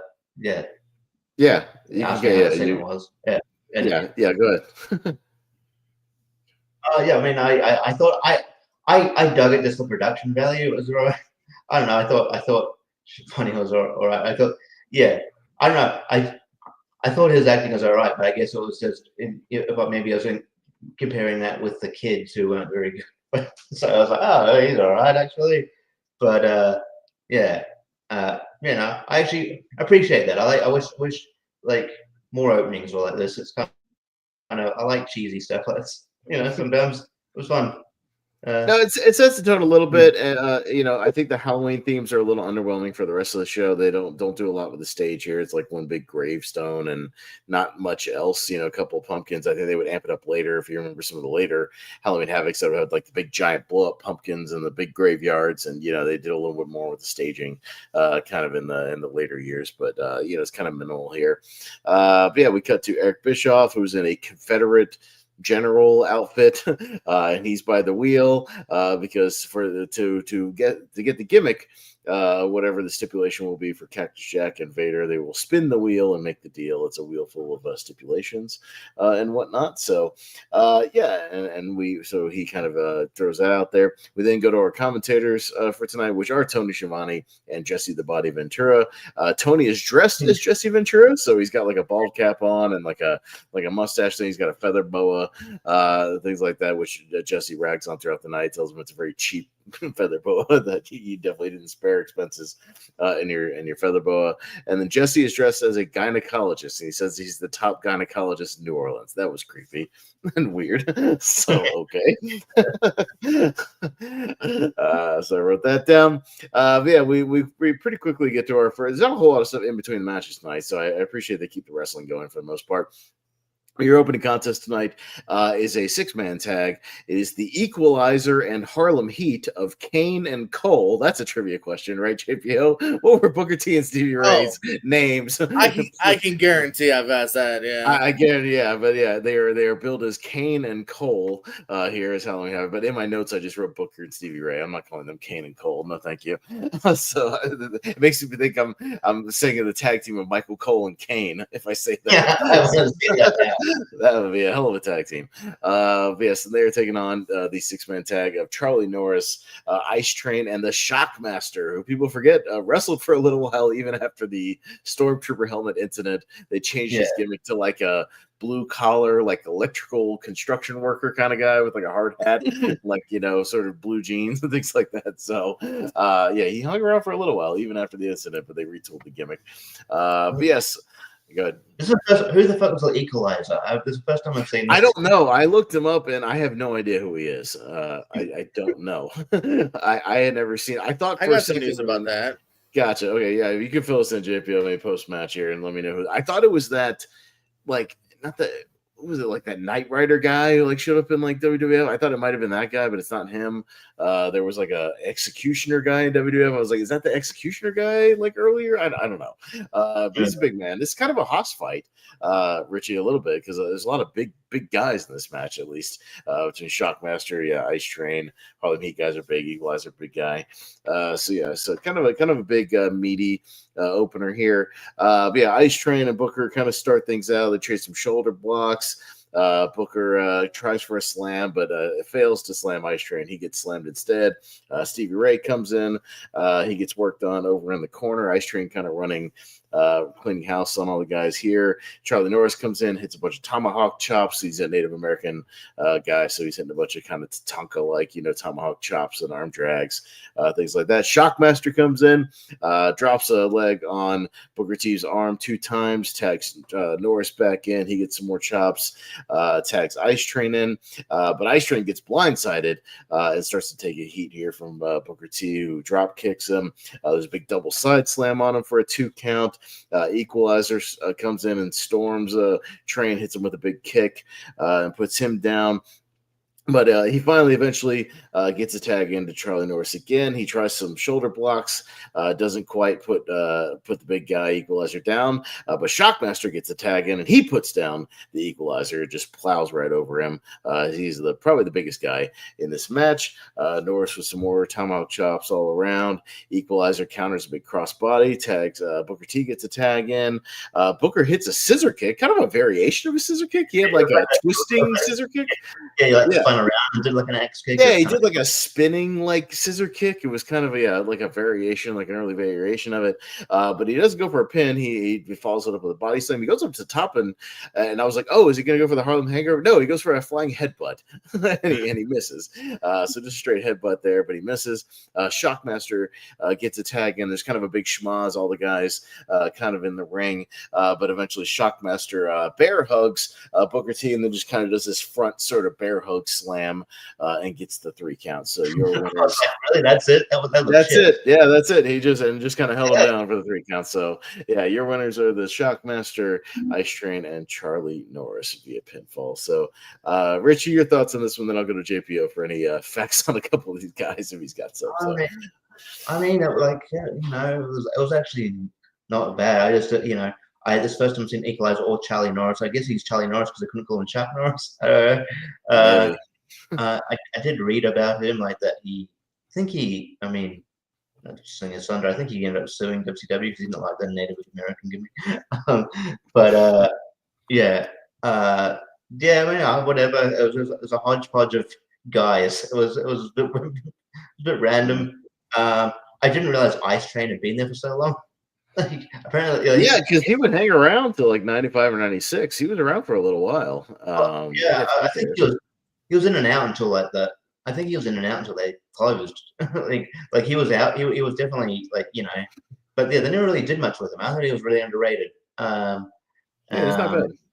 Yeah, so yeah, it was okay opener, but yeah, I forgot that Booker T and Stevie Ray weren't Booker T and Stevie Ray initially. Mm-hmm. Well, no points for you. Yeah, JPO, anything got any of these guys? You find out anything about this Equalizer guy? It's not Denzel Washington. It's not Queen. No. Yes. Yeah, we're talking about. Well, first, remember when we played Who Dis hosted by Richie? I'm glad you didn't do half of this match because when I was like, who the fuck is Charlie Norris and Equalizer? But I know, looking stuff up. So Charlie Norris, not around much longer. He'd only have one more match in the Battle Bowl the very next month. That was his last pay-per-view match here. Unfortunately, passed away a few years back. Same thing for Ice Train, unfortunately, passed away recently as well. 2024, actually, in the last year. But no, Richie's right. I didn't think about it, but yeah, he's literally there a Nitro in March. Like, he's fighting Canyon as M.I. Smooth. So he did leave for a little bit. It looks like he had like nothing in '98 or something like that. But yeah, on and off with WCW almost to the very end. He was the partners with Scott Norton for a little while. They were Fire and Ice. Yeah. On pay-per-view, Ice Train wins the battle. I don't know if they did more on Nitro, but their last match, Ice Train's the winner in the singles match after they split. So, yeah, Shockmaster would go on longer than you might think here. He's all the way until I guess just a couple more months in December. He's fighting King Kong. That's a wrestler they called King Kong. and evidently too in Russia last year, he returned to the ring for the first time in 16 years. I thought the match was long, but Typhoon has wrestled him last year. More active than the rest of this match, Typhoon, but you didn't see that coming. Good old Fred Ottman, man. Yeah, still tooling around. Okay. Yeah, Stevie Ray would do the WWA, if you remember that, the company that kind of like precursed TNA in Australia. Australian company. Yeah. That was kind of his last big thing for over a decade until he came back for Booker T's promotion, as well as Wildcat that he wrestled by 5-6 times up until 2017. So small return for Booker, or for Stevie rather. Booker has done. Oh no, Booker was in a match this year, evidently. Okay, he teamed with AJ Francis, Top Dollar. There you go. Yeah. They were all in a gauntlet match against Zilla Fatu, who you maybe be seeing on TV sooner or later. And yeah, so Equalizer, the person I know him as, which I had to look this up, He later on is Kevin Sullivan's brother, Dave Sullivan, who's kind of, let's just say, Eugene-like. Like, he's like a big Hulk Hogan fan, and Kevin's like, oh, you fucking idiot. Like, he's that guy later on television. So he does look like a taller version of Kevin Sullivan when you see him in this match. He's like that must have been the joke. The facial hair, everything. Yeah, he looks like him. Yeah, he's like taller though. That must have been the idea, because I don't think Equalizer last. No, I don't think it lasted very long. Yeah. His only other pay-per-view match. Let's see here. He would lose to Jim Steele at Super Brawl in February the next year, and then he would beat Dave not too much longer after that. Yeah. But that's your notes on those guys. It does look like I am Where did Jacob go? He had to take a phone call. He said he'll be back. Oh, I see that on the side now. Alrighty, I'm probably gonna have to jet off too, guys. Okay, no, that's fine. That was the one where they had the most unknown people. Everybody else is pretty known. No, for sure. I would not have picked Charlie Norris. I barely remember Ice Train, and Equalizer's a name. I've got to put a picture of the names. I know I've seen that name, and like that's a weird name. It's like just not the Equalizer Jimming, just Equalizer. That's his whole name. Right. For sure. All right. Until next week, guys. All right, man. No, if you got to go, I appreciate you, buddy. All right, we'll see you later. All right, down to us too, Richie. So let's keep going here. We cut to Terry Taylor, who cuts a promo about he's going to be the second ref, sort of the special enforcer for Rick Rude and Ric Flair's match, saying, he's going to call it down the middle and make sure there's no shenanigans. That would not. That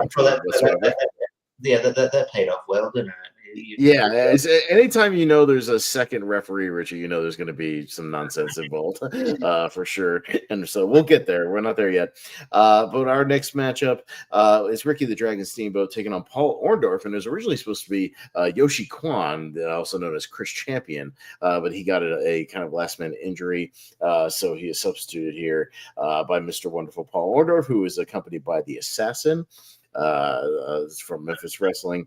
That's a weird pairing, by the way. Very weird pairing. Like, I don't think Paul Orndorff needs a manager, but it's a very weird one. I wonder if he was managing Yoshi Kwan and then he just came out with Paul Orndorff anyways. But anyway, so Paul kind of jumps Steamboat right off the bat, hits a big back body drop, kind of stomping him around in the corner, kind of putting the boots to him. Ricky kind of powders out, trying to recuperate a little bit, but Orndorff stays on top of him, kind of jumps him on the railing. He slams him on the ramp. They have one of those ramps that went from just the entranceway, to the ring, so that would come into play a couple of times. I kind of miss those sometimes. I need to bring those back occasionally. I like this. Where you can, you don't know. Yeah, we can just easily access the ring. There. Yeah, because you used to be able to do spots from the ring to the ramp and vice versa, and do some fun stuff there. So they do a few things like that here. So there's a back suplex back in the ring on Ricky. So he's really taking it to Ricky here, really struggling to kind of get a hold of Orndorff. But Ricky finally comes back with kind of a spinning arm drag, starts working on the arm of Orndorff. He hits a running cross body. And then he really starts to go work on the arm. He wraps Orndorff's arm kind of around the post, runs his shoulder into the post as well, slams his elbow into the railing on the outside, so he's brings him back in. Very heelish offense, to be honest. No, I know Ricky was very aggressive, but at the same time, I told this to Malcolm last night as well, Richie, that I don't mind that if he's trying to just match the energy of the heel, because Paul Orndorff had very aggressive energy, so it's really just Ricky eventually getting frustrated and just extra fire, but he's not being a heel, he's not cheating. He's just kind of matching the intensity, and I'm fine with that because he's not he's not cheating, he's not kicking him in the balls, he's not raking him in the eyes, he's just being aggressive, and I'm fine with that. So not too bad. So he's working on the arm in the ring a little bit more. Hits a couple of clotheslines, a few knees to the chest, a few chops, finally get some momentum going. But outside, Ricky gets distracted by the referee, kind of trying to bring him back in the ring. But Orndorff slams him, his head into the apron there, kind of jumps him again. He throws Ricky over the railing to the concrete and then pulls his neck down onto the rail as well. So, again, Orndorff's kind of the one, cheating, doing a lot of the cheap shots on the outside, things like that. He hits a top kind of a 12-6 elbow on Ricky off the top rope, gets 2 count. Paul tries to roll up with the ropes, but the referee sees it and kicks his feet off, and then Ricky, of course, gets the sunset flip out of that. Ricky outside on the ramp again, they chop him a couple of times.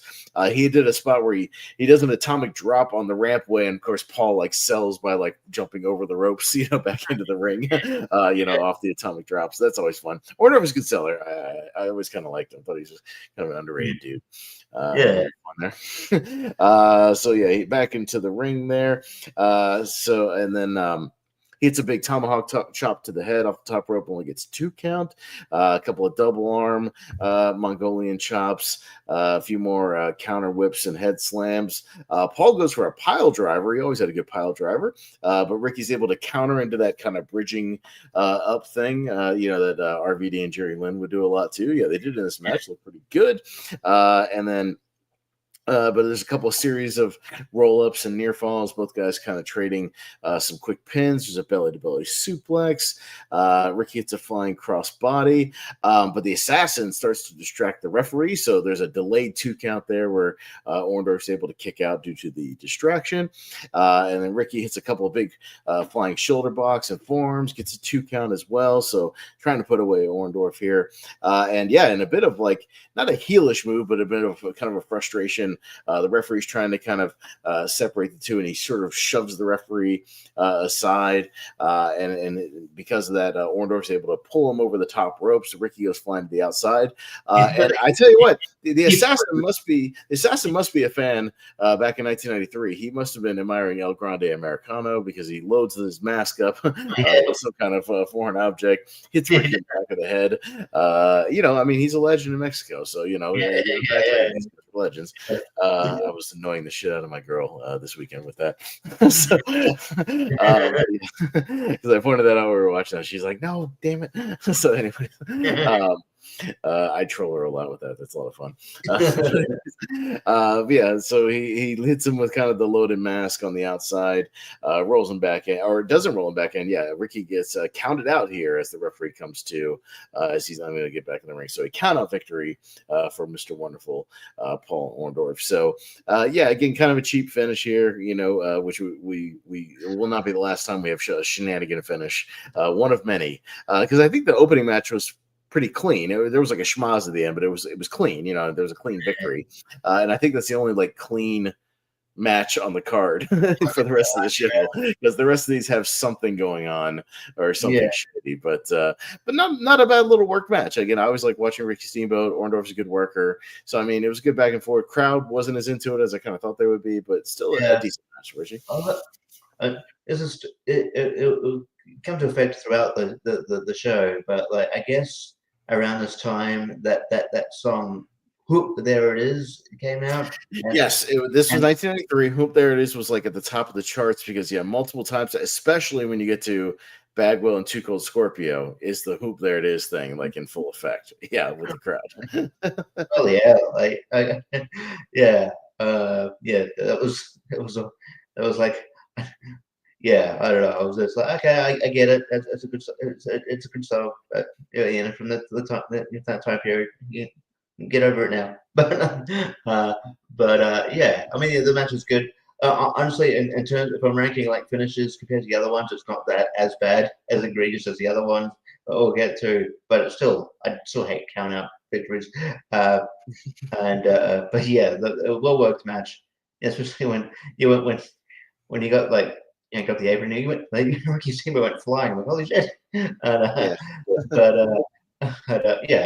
Steamboat is, always great. Yeah, he's ahead of his time, I think.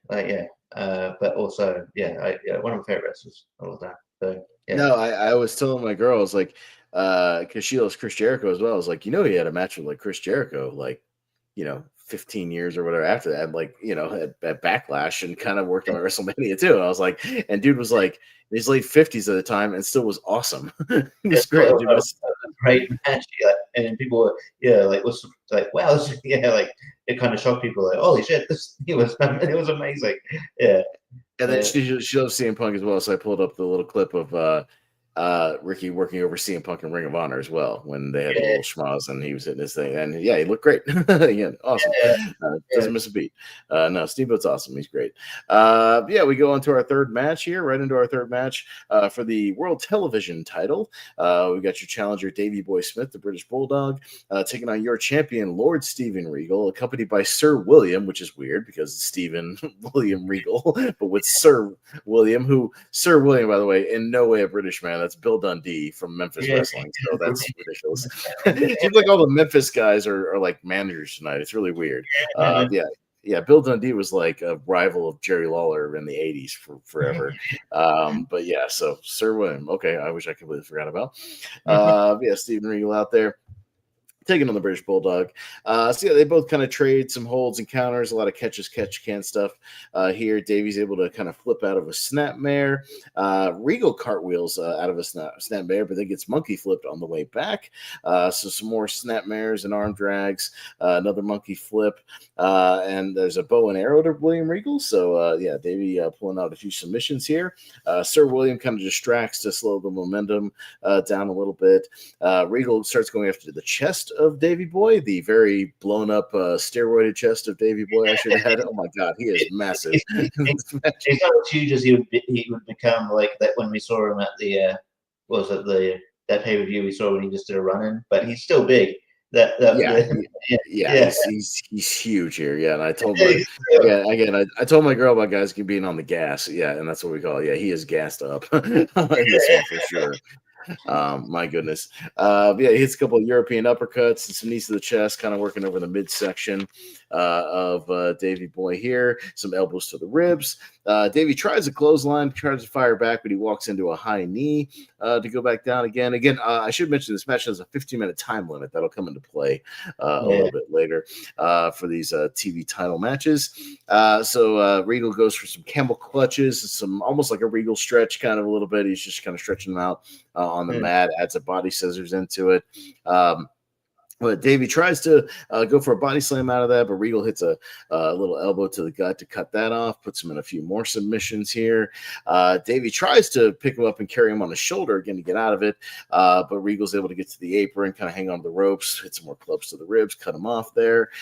Davey's able to get a quick roll up for a 2 count to kind of break it out, and he goes for a few quick shots, but he takes another lariat. Regal's able to hit a suplex, Davey eventually hits a suplex. Regal tries to roll out of the ring, but Davey picks him up and is able to catch him, hit his running power slam finish, but he only gets a 2 count. Regal able to kick out. I thought that was it.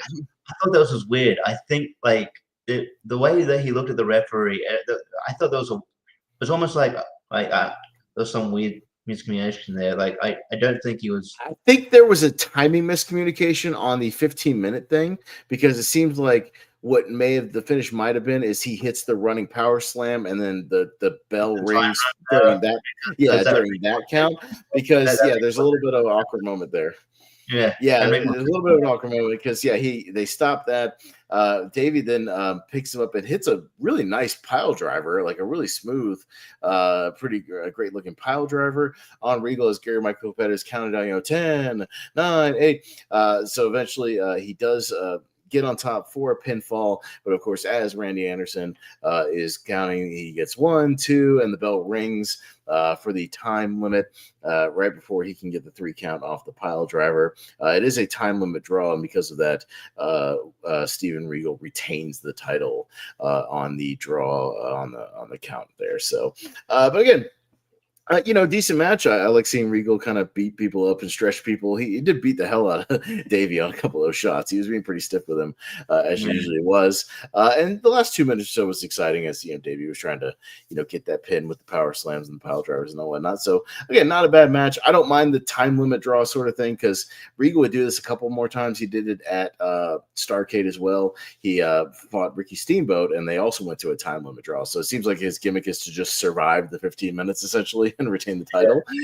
So I don't mind if it's like part of the gimmick, and it's for the TV title. It's not like a world title. So it's a heelish thing to kind of just escape by the skin of your teeth. So I think it's fine. I enjoyed the match because it was before like like eventually, like, well, I think, I think the injuries caught up to Davey Boy Smith. I think it was a suplex. It was when he came back to WCW and he got that suplex on the apron that had the Ultimate Warrior's cage door that he was supposed to come in when he was from. Yeah, he took a suplex. He was never the same after that, and his wrestling ability was quite hampered. But but he was still sort of pretty much Davey Boy here. So still looked really good, even though he was he was definitely huge. But yeah, no, I think they got two British wrestling legends, going at it, and no, it was. I forgot that they actually wrestled each other, so it was cool to see. But I thought it was one of the better matches on the show, to be honest. Yeah, no, not a bad little match. We go back to General Bischoff at the wheel, and it's time to spin it. So Vader is out there with Colonel Rob Parker, and Vader is going to spin the wheel here. And boy, was this a gimmicked wheel if I ever saw one, Richie, because just like the Raw roulette wheels that Eric Bischoff used to do, where it's like literally this wheel. Vader spins it and like it starts to slow down, but then it like speeds back up again, and then it like because they got to get it around to the other side, then it like slows down, and then I swear to God, I was waiting for it to like back up to the gimmick, it's totally somebody behind the thing, controlling the wheel because it totally adjust speeds multiple times. Yeah, and it's like, oh, okay. It's definitely one of those like gimmicked wheels. But it lands on, they would do the same thing at Raw Roulette where it was like he would spin the thing and the speed was very inconsistent on the wheel spin. So but anyways, it lands on a Texas death match, which would be very convoluted in its rules. We'll get there. But my God, was this overly convoluted. Last man stand. Anyway, we'll get there. Yeah, that would have been better if it was just a last man standing. We'll talk about it.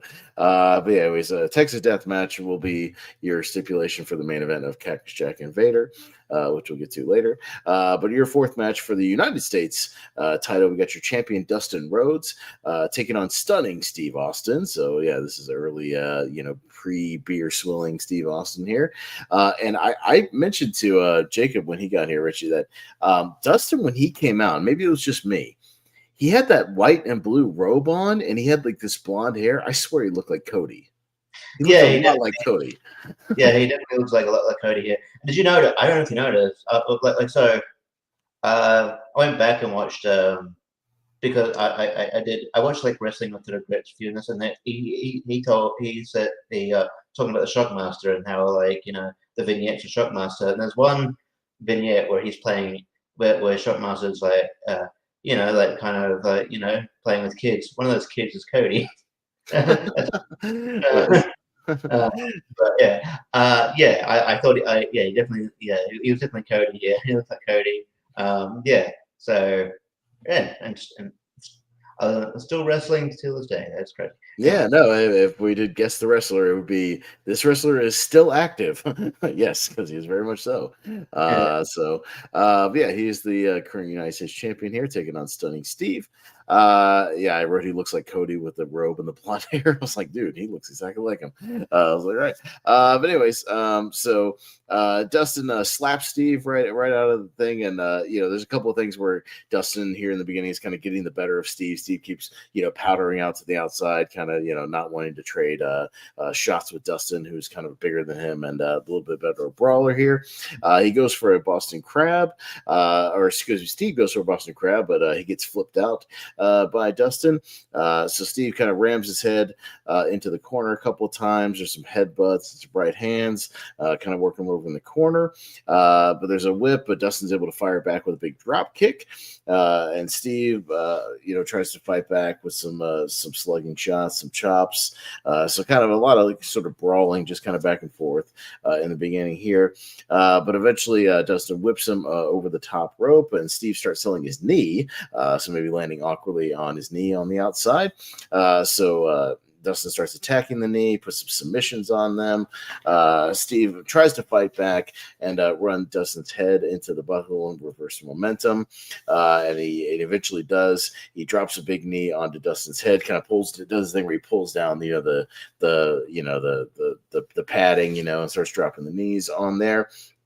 Dustin tries to fire back, but gets dropped and cut off with a corner leaping knee. Steve did a pretty cool move where he kind of did almost this mini springboard kind of backwards off the ropes and kind of dropped the knee. That was kind of a unique move. I haven't seen that before. Yeah, it's weird thing because obviously with the Stone Cold Steve Austin gimmick, he'd be more of a brawler, but it's weird seeing Steve, being athletic. Well, and maybe he hurt his knees over time doing all these knee drops because, my God, that's why he wore the knee braces later on both his damn knees. If he hadn't done all these knee moves early on, he might still be in decent shape here. So they kind of go back and forth toe-to-toe with some hard punches in the middle again, kind of going back to a brawl here. Let's see. There's a back body drop. Dustin goes for the running bulldog, but Steve grabs him and counters and lifts him into the buckle. Another cool move where Dustin went for this running bulldog and Steve used his momentum against him and then placed him on the top rope. That was kind of cool. Again, some unique stuff I hadn't really seen before. So that was cool.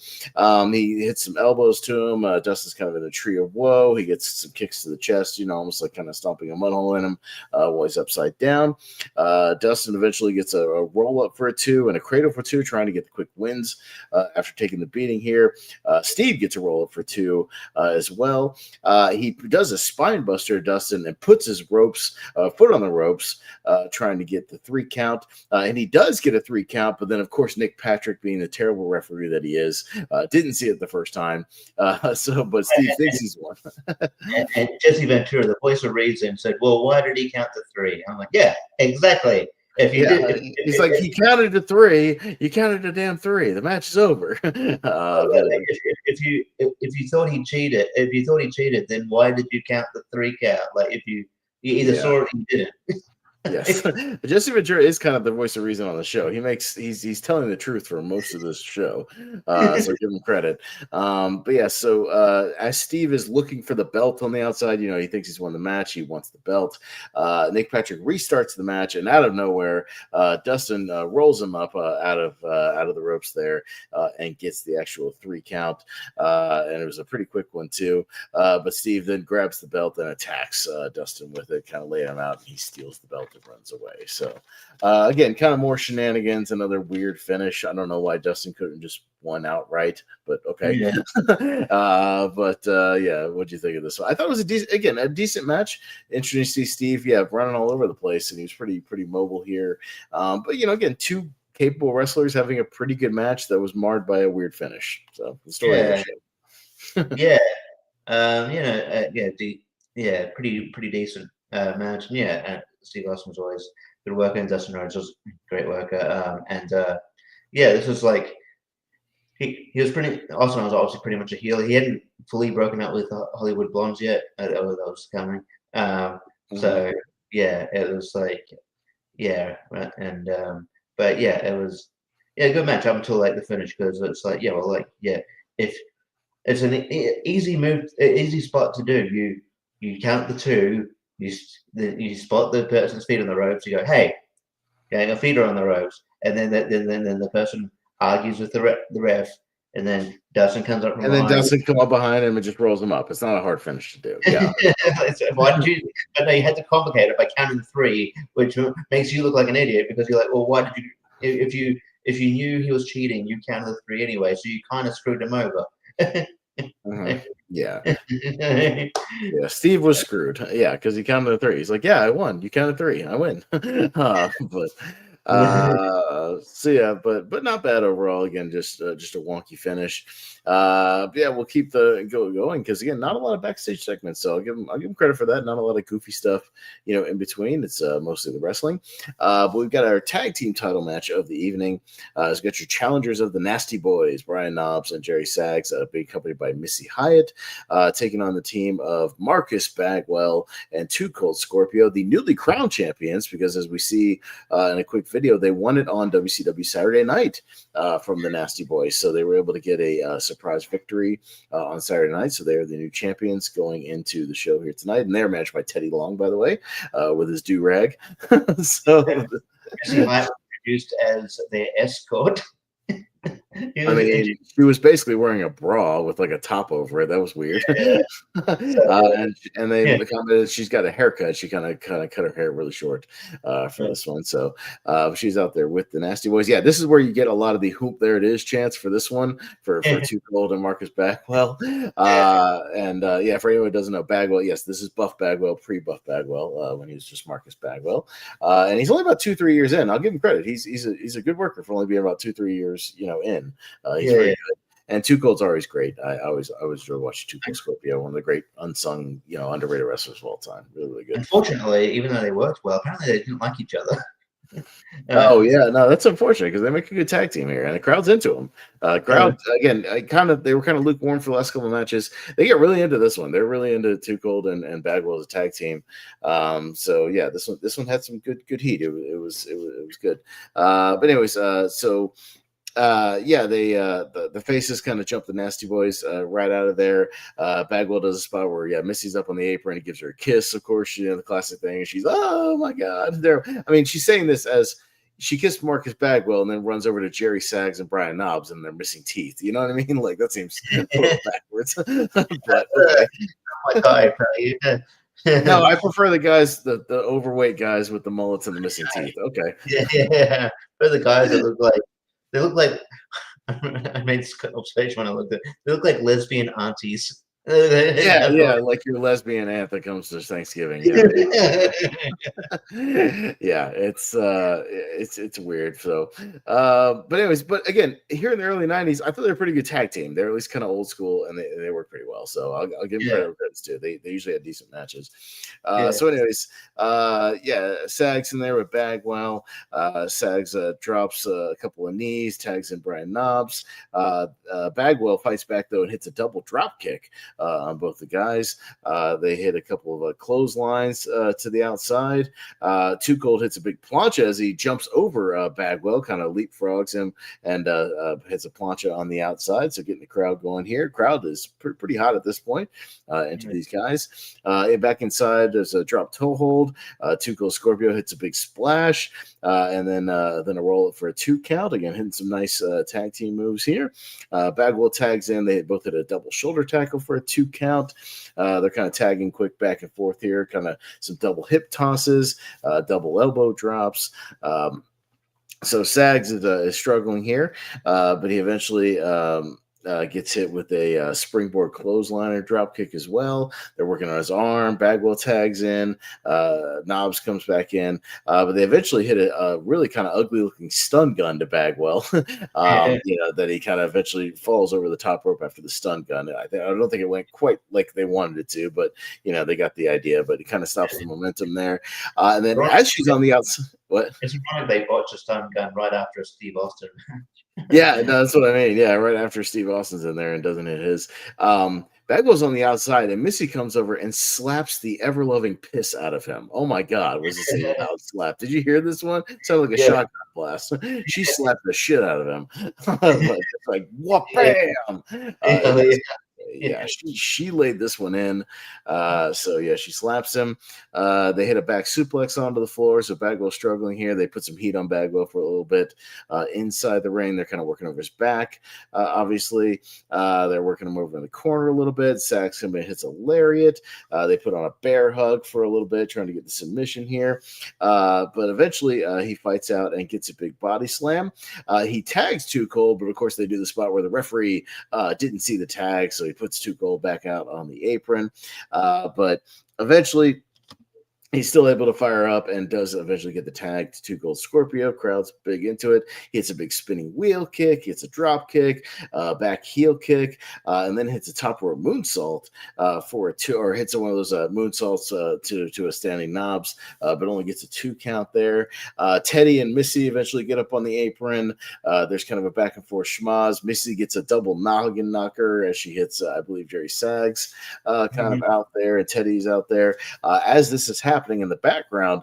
Too Cold hits a big 450 splash on Brian Knobbs, but the referee is with Bagwell, telling Bagwell that classic thing of like all of a sudden he wants Bagwell out on the apron. All of a sudden we got to separate all these guys after the big schmaz. Got to put them out on the apron, and as the ref's back is turned, Sags hits Too Cold with I believe I didn't catch it at the time, but I guess it was Missy's boot or something like that, or a heel or a boot of Missy, and flips him over and gets the 3 count because of that. So again, another match with a lot of shenanigans and a lot of hooey at the end. But and the crowd was not happy that the Nasty Boys gained the titles back. And yeah, this is a very short reign. They lose it on their first defense here to Marcus Bagwell and Too Cold Scorpio. But Richie, what do you think of it? At least the crowd was into it, and it was fun. Entertaining. Because they won on like obviously it's not the case, but because they won on like a Saturday night show, it almost feels like one of those title reigns that wasn't meant to happen, and then they did a match to they did a course correction like right afterwards. Yeah. But the match itself was fine. Too Cold Scorpio has always been ahead of his time. Like just the stuff he could do, you didn't see that much in American wrestling, especially at this time period.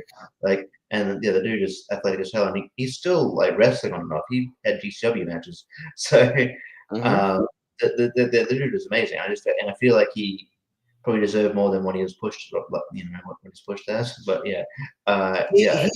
he should have been a bigger star than what he was. You know what I mean? Yeah. Because the dude is talented as hell. But yeah, and then he worked well with Marcus Bagwell. Reportedly they can get along. Maybe that's why they had a short reign. I don't know. But yeah, like Nasty Boys never great wrestlers, but as a tag team, I think they work well, and they can they can blend well with the right team, and they can have decent. They can have these decent matches. So they're a team like it. Yeah, are they in the Hall of Fame? Because I feel like they. I want to say they are. I think they are because I seem to recall them being up on the stage at some point. I thought they were. They are not. So yeah, I could see them going in at some point as one of the tag teams. I could see that. Because I think it would be warranted because they won a lot of titles. They were in a lot of different promotions. Yeah, I mean they're a pretty recognizable, well-known tag team. I could see that. I wouldn't mind. I thought they had decent matches, and they were fun, and I think this match was I thought this match was really cool, good, and I wouldn't mind the finish if we didn't have leading up to it like a whole bunch of dusty finishes before that, but it's just one of those things. But I thought the match itself was fun, and I don't know how Teddy Long looks older here than he does now. Or does it make sense? Yeah, or at least looks the same. Yeah, he has not aged that much. But we go back to Eric Bischoff, and he is with Sid Vicious and Colonel Rob Parker. Earlier I said Colonel Rob Parker was with Vader. I'm sorry. Harley Race is with Vader. I apologize. I misspoke there. But Colonel Parker is here with Sid Vicious. And Sid's just doing his mean mugging to the camera, and Sting, I'm gonna put you away, Sting. I'm gonna show that I'm the franchise of WCW. And he's like, I'm gonna choke slam you through the mat, Sting. I'm gonna wrap my hand around your throat. Just doing a typical Sid promo. So it's all right, doing his thing. But yes, that leads into our next match, as it is a singles match. Sid Vicious taking on Sting, of course, still blonde, Surfer Sting here. This finish. Good. Anyway. This finish. Yeah, we'll get to it in just a second. Again, not a bad match, but a bad finish. So Sid attacks right off the bat, hits some big clubs and stomps, choking him on the ropes, really taking it to Sting here. But Sting eventually fights back with a clothesline and is able to slam Sid onto the outside, so he's able to get that momentum back pretty quick. Sting hits a big suplex. Sid kind of powders out. They start brawling into the crowd. They brawl kind of all around kind of the ringside area and kind of make their way back to the railings here. Sid gets a slam, kind of pressed onto the railings there. Sting kicks him back inside the ring, hits a flying clothesline, but only gets a 1 count. Parker tries to stop, he just kind of distracts Sting on his way back in, and Sid out of nowhere grabs Sting in the ring and hits a huge choke slam out of nowhere. So he does what he says. He hits the choke slam here, but he doesn't go for a cover. Sid runs Sting into the corner post, hits a couple of corner stomps, kind of putting the boots to him, a couple of elbows to the ribs. We got to go to my next page here. Parker on the outside gets a cheap little kind of choke on the apron, interfering a little bit here. Sting goes to run after Parker, but Sid cuts him off on the outside. And behind the referee's back, again, Parker kind of distracting the referee, hits Sting with a chair, kind of a, one of those whatever chair shots Sid, ding, very gentle chair shots. Hey, at least he's not trying to kill people like in the main event. You know what I mean? So it's fine. Not like in the main event where Vader literally just takes an open chair and just slams it on top of Foley's head. So, I can at least appreciate Sid for being safe here. I can't fault him for that. So it's fine. But yeah, he gives him a chair shot to the back, pretty easy one there. He presses Sting onto the guardrail, kind of a gorilla press there.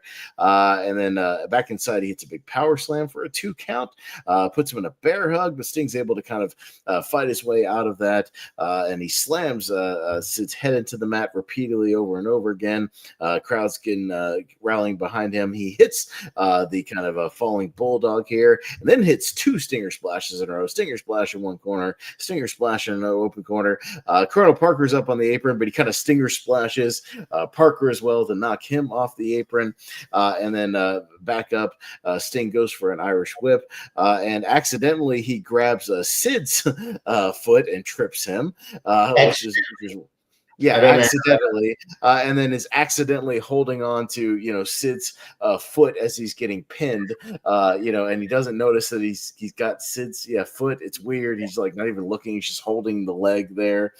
But yes, so Sid is very mad at this. He hits Parker, in retaliation of that, but Sting is able to pull Sid Vicious into a Connor roll pin for a 3 count. Yeah, this is very wacky because Parker's either the dumbest man on the planet or he's doing this intentionally because, he's holding Sid Vicious' leg the whole time. He doesn't realize it's him. And he's just, he completely fails here. And Sid kind of eventually after this, they were kind of trying to set up Sid for a babyface turn.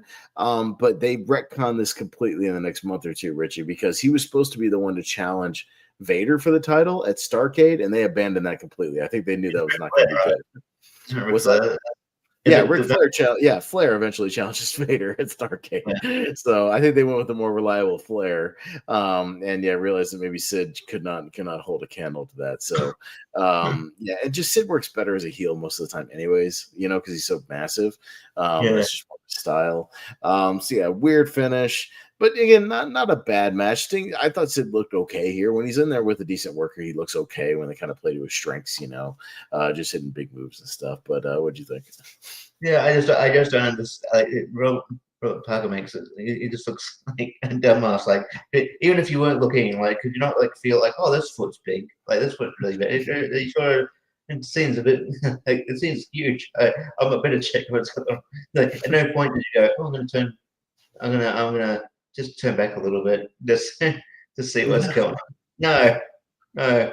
It's and I don't know, I don't even know how he would do that on accident. I don't even know. He's literally holding it behind his shoulder. It's weird, and holding it down, so he's intentionally not even looking, turning around, and he would see what's going on. So it's so odd. It's just we need to do a dusty finish, but we can't work out what we're gonna do. And it's okay. Or you could just have.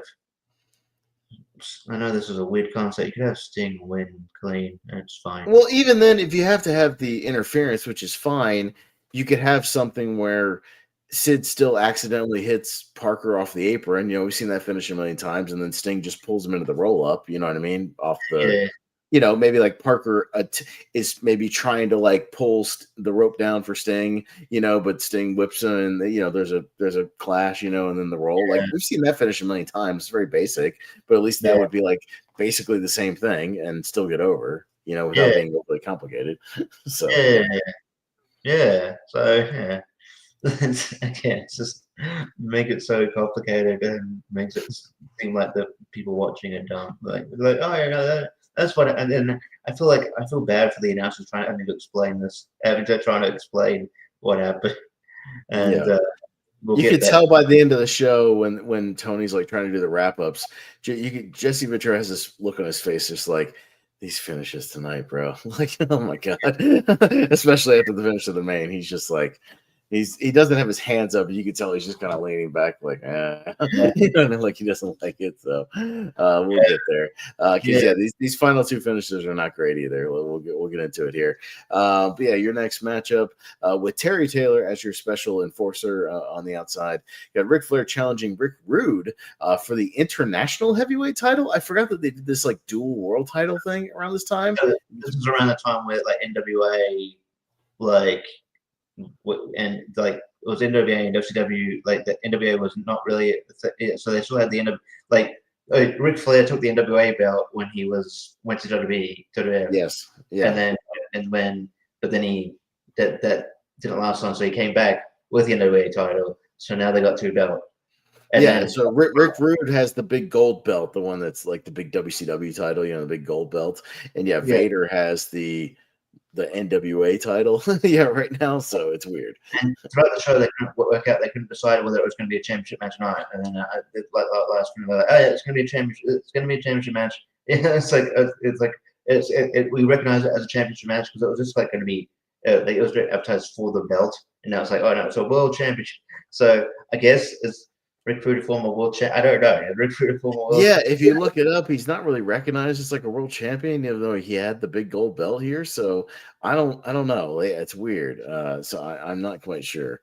Like what counts and what doesn't. It was a very weird period here for like 6 months where they were doing this. So, but anyways, it's for the big gold belt here that Rick Rude currently has. Flair starts hot, kind of going after Rude here, hits his big chops and punches, hits a big suplex, and then he runs his knee into Rude. Rude goes up top. He's able to fight back a little bit, but he misses a top rope stomp. Flair works over the knee and pretty quickly puts him in the figure four. Going for the win here very, very quickly within like the first 2 minutes here. But Rude eventually is able to get the rope break. Once again, Flair kind of wraps Rude's leg around the post, so still going after the leg. He chop blocks Rude in the knee back on the inside, continues to kind of work on his knee here in the middle here. Yeah, it's always weird seeing Flair as a baby face, by the way. It's always kind of strange. I'm just used to him working as a heel. This is the brief time where he's a baby face again. But anyways, Flair cross bodies Rude over the ropes onto the floor. He's hitting some punches and chops on the floor.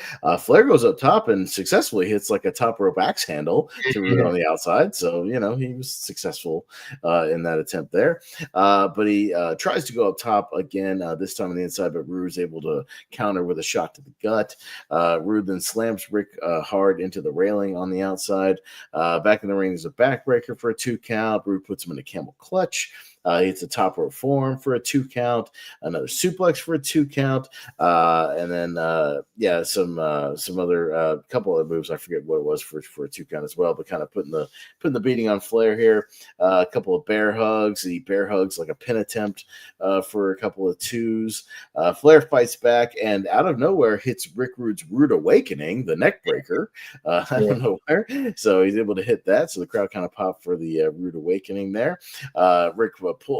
Flair pulls him in a backslide for a 2 count, hits a suplex, and he does your favorite move, Richie, that you love so much, where he goes to the top rope and goes to do the top rope nothing because he runs into the boot that Rude puts his foot up and because he like if he wasn't gonna if Rude didn't put his foot up, he would just land on his feet because like Rude was laid out. Yeah, was laid out. He wasn't like doing the axe handle, so like you're just gonna land beside it. Like what were you gonna do?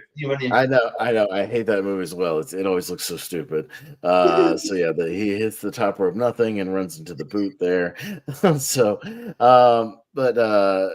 Flair gets thrown into Randy Anderson, so Randy Anderson goes down as rep up. So of course, because Randy Anderson is down now, Terry Taylor slides in, but right after he slides in, he gets nailed as well. Yeah. Terry Taylor, a wrestler, the Red Rooster, gets knocked down and is just immediately just out of it. He's just so. I never got that. It's to this day, like how I guess you can make an argument that he hasn't wrestled well, but you know how like recently Corey Graves got taken out, he got taken up got 2 F5s or whatever, and he was let off the show for a while. I'm like, you were a wrestler. How the hell is that? I'm not gonna stand I can understand if it's like a referee or someone who's not trained wrestler, but how there's trained wrestlers who kick out at 2, and you need a couple weeks off. That makes it's a little weird. Yeah, he was literally Terry Taylor a year before was in the Royal Rumble with Ric Flair, the '92 Rumble. The Red Rooster's in that Rumble, so yeah, he's still basically an active wrestler. But yeah, he goes down very quickly. So there's a pair of kind of I mean, they say it's brass knuckles. It's one of those weird doesn't look like brass knuckles, but it's supposed to be brass knuckles, the little this kind of flat thing. But anyways, whatever. We'll just call it brass knuckles for the sake of our so Rick Rude tries to hit Flair with the brass knuckles, but he misses and gets caught in a suplex. Flair then picks up the knuckles while the referees are down. He whacks Rude right in the face, right in the jaw with those brass knuckles, puts the pin on. Terry Taylor counts the 3 count, so Ric Flair thinks he has won the belt, but Randy Anderson on the outside, he saw that Dastardly Flair hit Rick Rude with those brass knuckles, and he reverses the decision and disqualifies Ric Flair. So the final decision is a disqualification win for Rick Rude. So your winner by DQ and still international champion, Rick Rude. Oh, you just knew this finish was coming. You're just dreading it, right, Richie? Jesus. I hate this stuff. Rick Rude tries. There's a chick on the outside called Fifi. I don't even know who the fuck this is. Fifi was with Flair for a little while, but she wasn't anybody of note, really. Yeah. Okay. I don't know. Rick Rude tries to take her away. And then I don't know if you noticed that this is a weird thing. So in between when Rick Rude tried to hit him and then Ric Flair didn't pick it up, some camera guy went and grabbed the and then he flings it over into the corner. I'm like, what are you doing? Why are you grabbing stuff? Stop it. Holding this, and then you can see Ric Flair going, what? He went to grab it, and then obviously someone put him in, no, put him back. Put it back, yeah.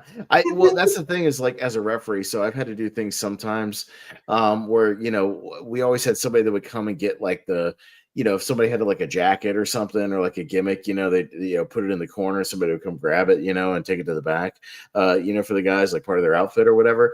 But if there was something that the person had to use for a finish, if it was a chain or something or something they would carry with them and they put it in the corner, I'd have to whisper to the person and be like, don't take it away, leave it there. You know what I mean? To make sure, because so they wouldn't go to get it later and it wouldn't be there. So, yeah. So I'm just what is the cameraman doing? And it's just, you're there to think I can't get a good shot, so I'm going to take you don't know if it's part of the thing. Just leave it alone. What are you doing? It's not your business. Get out of here.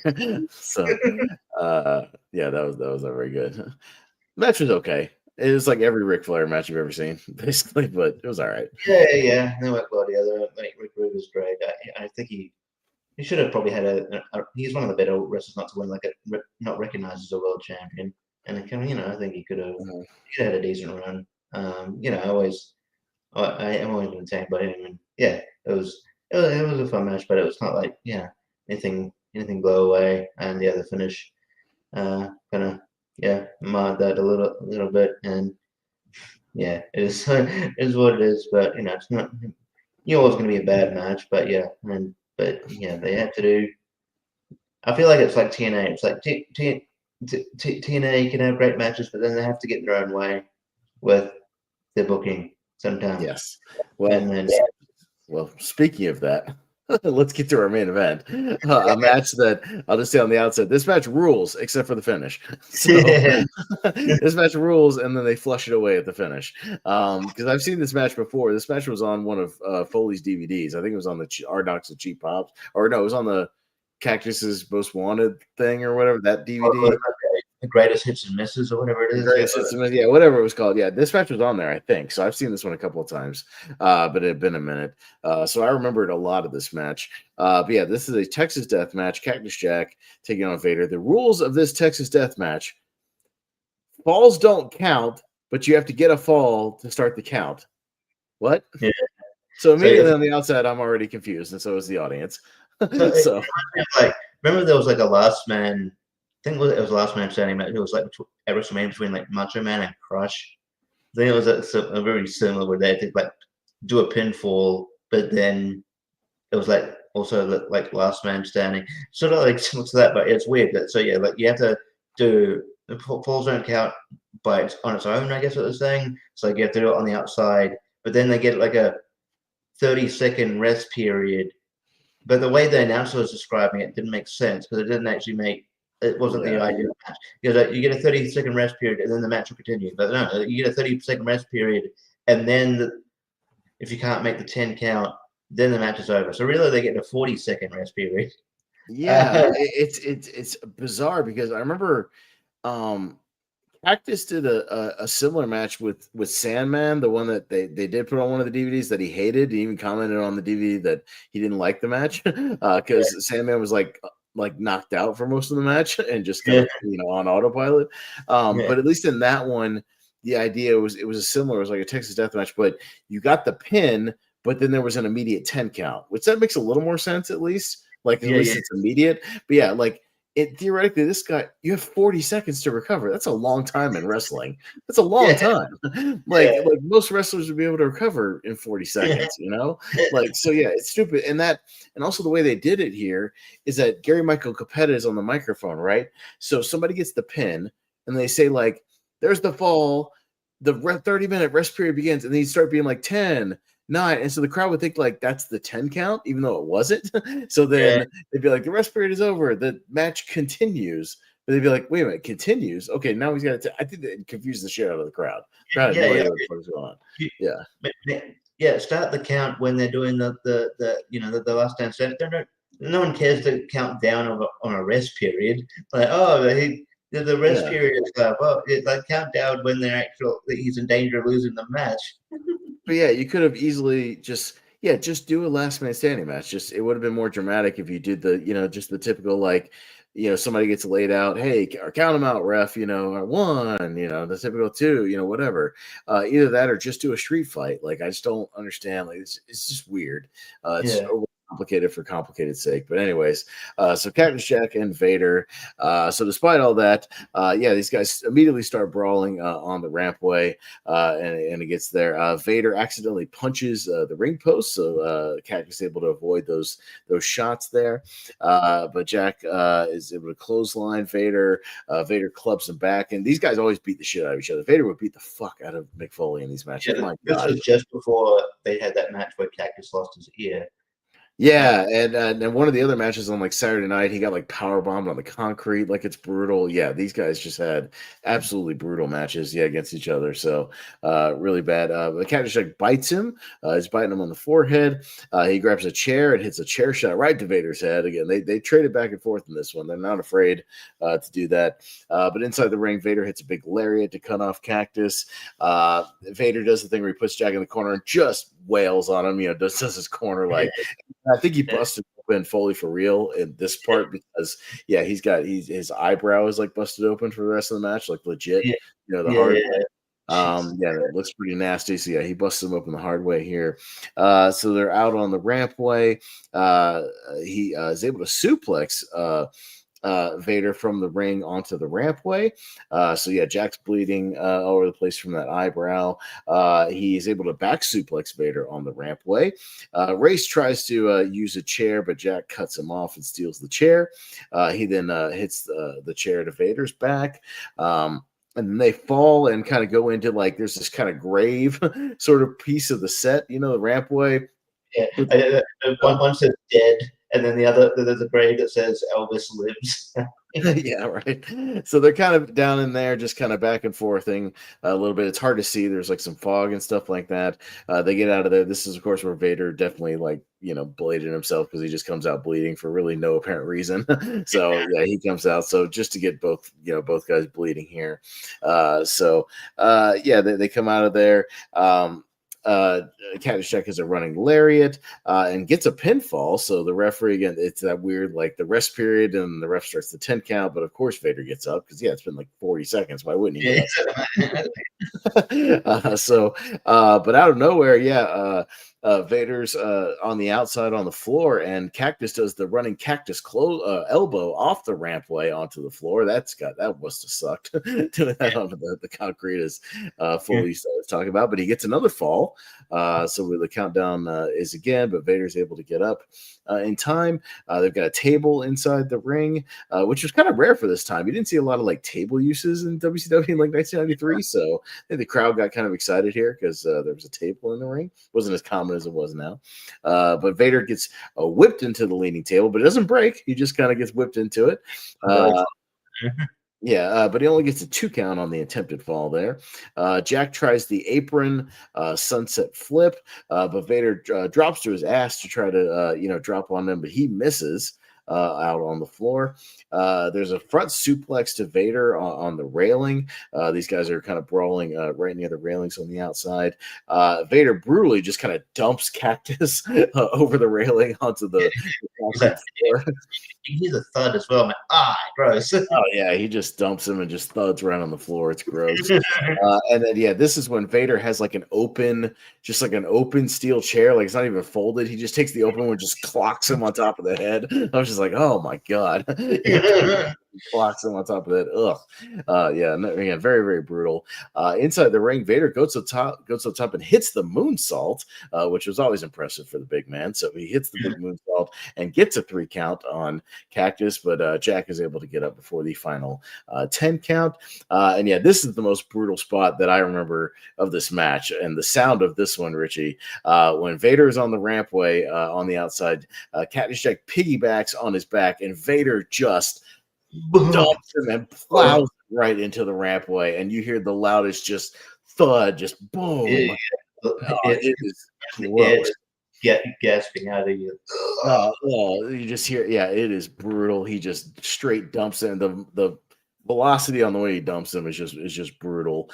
He falls backwards, slams it. I just wrote, holy shit, goddamn, that must have hurt. That must have sucked. Vader then hits a chair shot right to the head of Cactus Jack, and then DDTs him on the chair as well.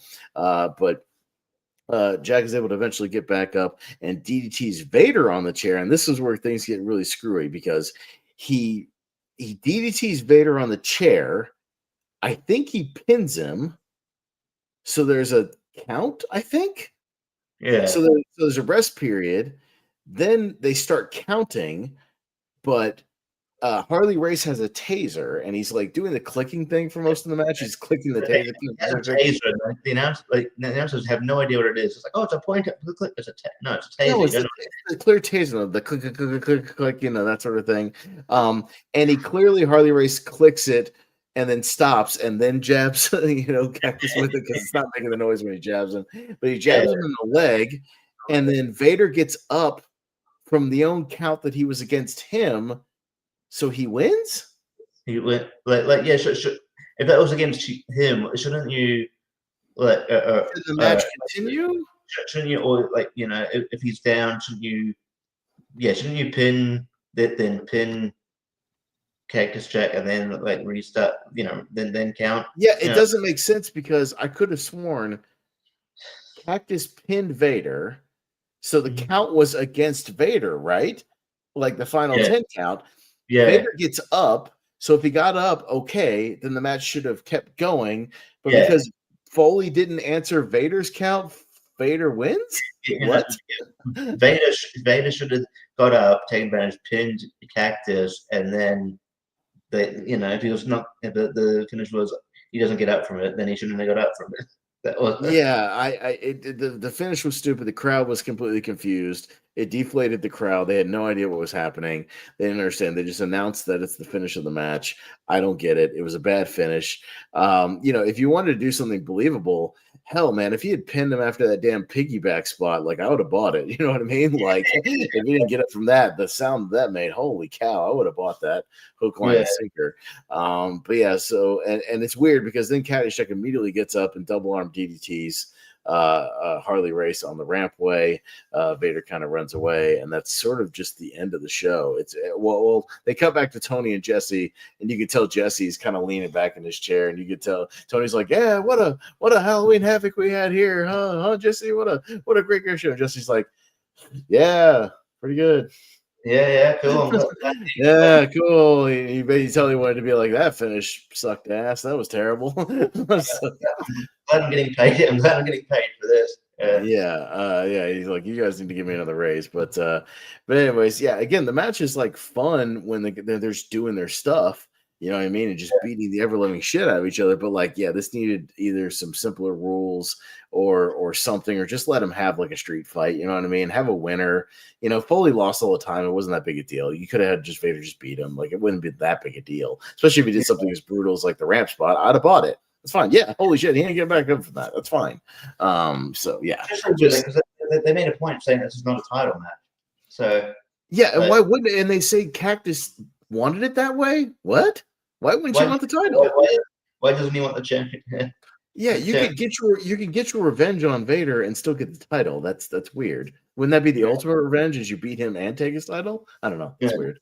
So, anyways, a lot of weird bad booking here. Fun brawl, fun crazy. These guys beating the hell out of each other, but yeah, marred by a bad finish. But Richie, yeah, your final thoughts on this one? The match itself, was great. I mean, I love both these guys. Two of my favorite guys all the time. And seeing them brawl is great. But yeah, this felt like a great match. But that was hampered by ice. If you had told me that Russo was around at this time, I would believe you, because this feels like a Russo match with all the, just a simple match that's done, just marred by convolution, just to be different. Yeah. Like, it doesn't need to be that way, but yeah, and it does make sense, and it deflated the crowd, but like what, I don't know, man, like, yeah, if your direction was obviously to just have Vader as champion anyway, you could have just had a championship match and have Vader win. And he wins. He just still looks strong. He goes and faces Flair. You know what I mean? That's fine. Like, you can have winners. Winners and losers are okay, guys. It's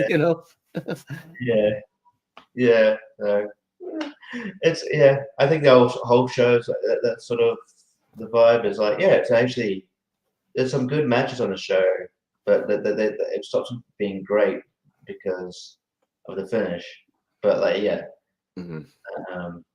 that's why, like, if I was to rate the show, I almost can't go above like a 6, just because there's good wrestling, and overall I'd be positive on it because the wrestling is pretty good. But yeah, the booking on the show is just horrendous. For literally 7 out of the 8 matches have shenanigan, like, bad finishes. So yeah, I can't go that much higher, because that's how it's going to be remembered, is like, you can have the best matches, but if you have bad finishes, it just kills any goodwill you had towards it. Yeah, literally only one match I think is clean. The opening match with the Haas's is clean. That's it. That's the only clean match. Even that was like, you won with a bear hug shitty slam. Okay. Yeah. Right. Fair enough. Oh, yeah, we know there's bad finishes. Yes, we're aware. It was bad finish. But yeah, I'd probably give it. I would probably land about 6 as well, to be fair. Yeah, for sure. So yeah, we'll wrap it up there. That was Halloween Havoc 1983. Again, overall, I would give it a marginal thumbs up. If I had to, if you want to see a few of the matches, that's fine. I would still watch the Cactus Jack Vader thing if you're into those guys and how they would, just beat the hell out of each other. It's worth seeing, some of the spots and whatnot. Yeah, the piggyback spot is brutal. So even if you just find that one, it's worth it. But yeah, overall, the show, I can't be super enthusiastic about it, because of the finishes and the booking. So, but yeah, we'll see. Maybe next year, as I kind of teased again, if Malcolm had hit me up, we might have done like Halloween Havoc 97, because I want to go back and see if there's anything Richie, worth watching other than Eddie Guerrero and Ray, from that show. So, as we know, it's great, but see if there's anything else worth watching on that show. So maybe we'll do that next year when Halloween rolls around.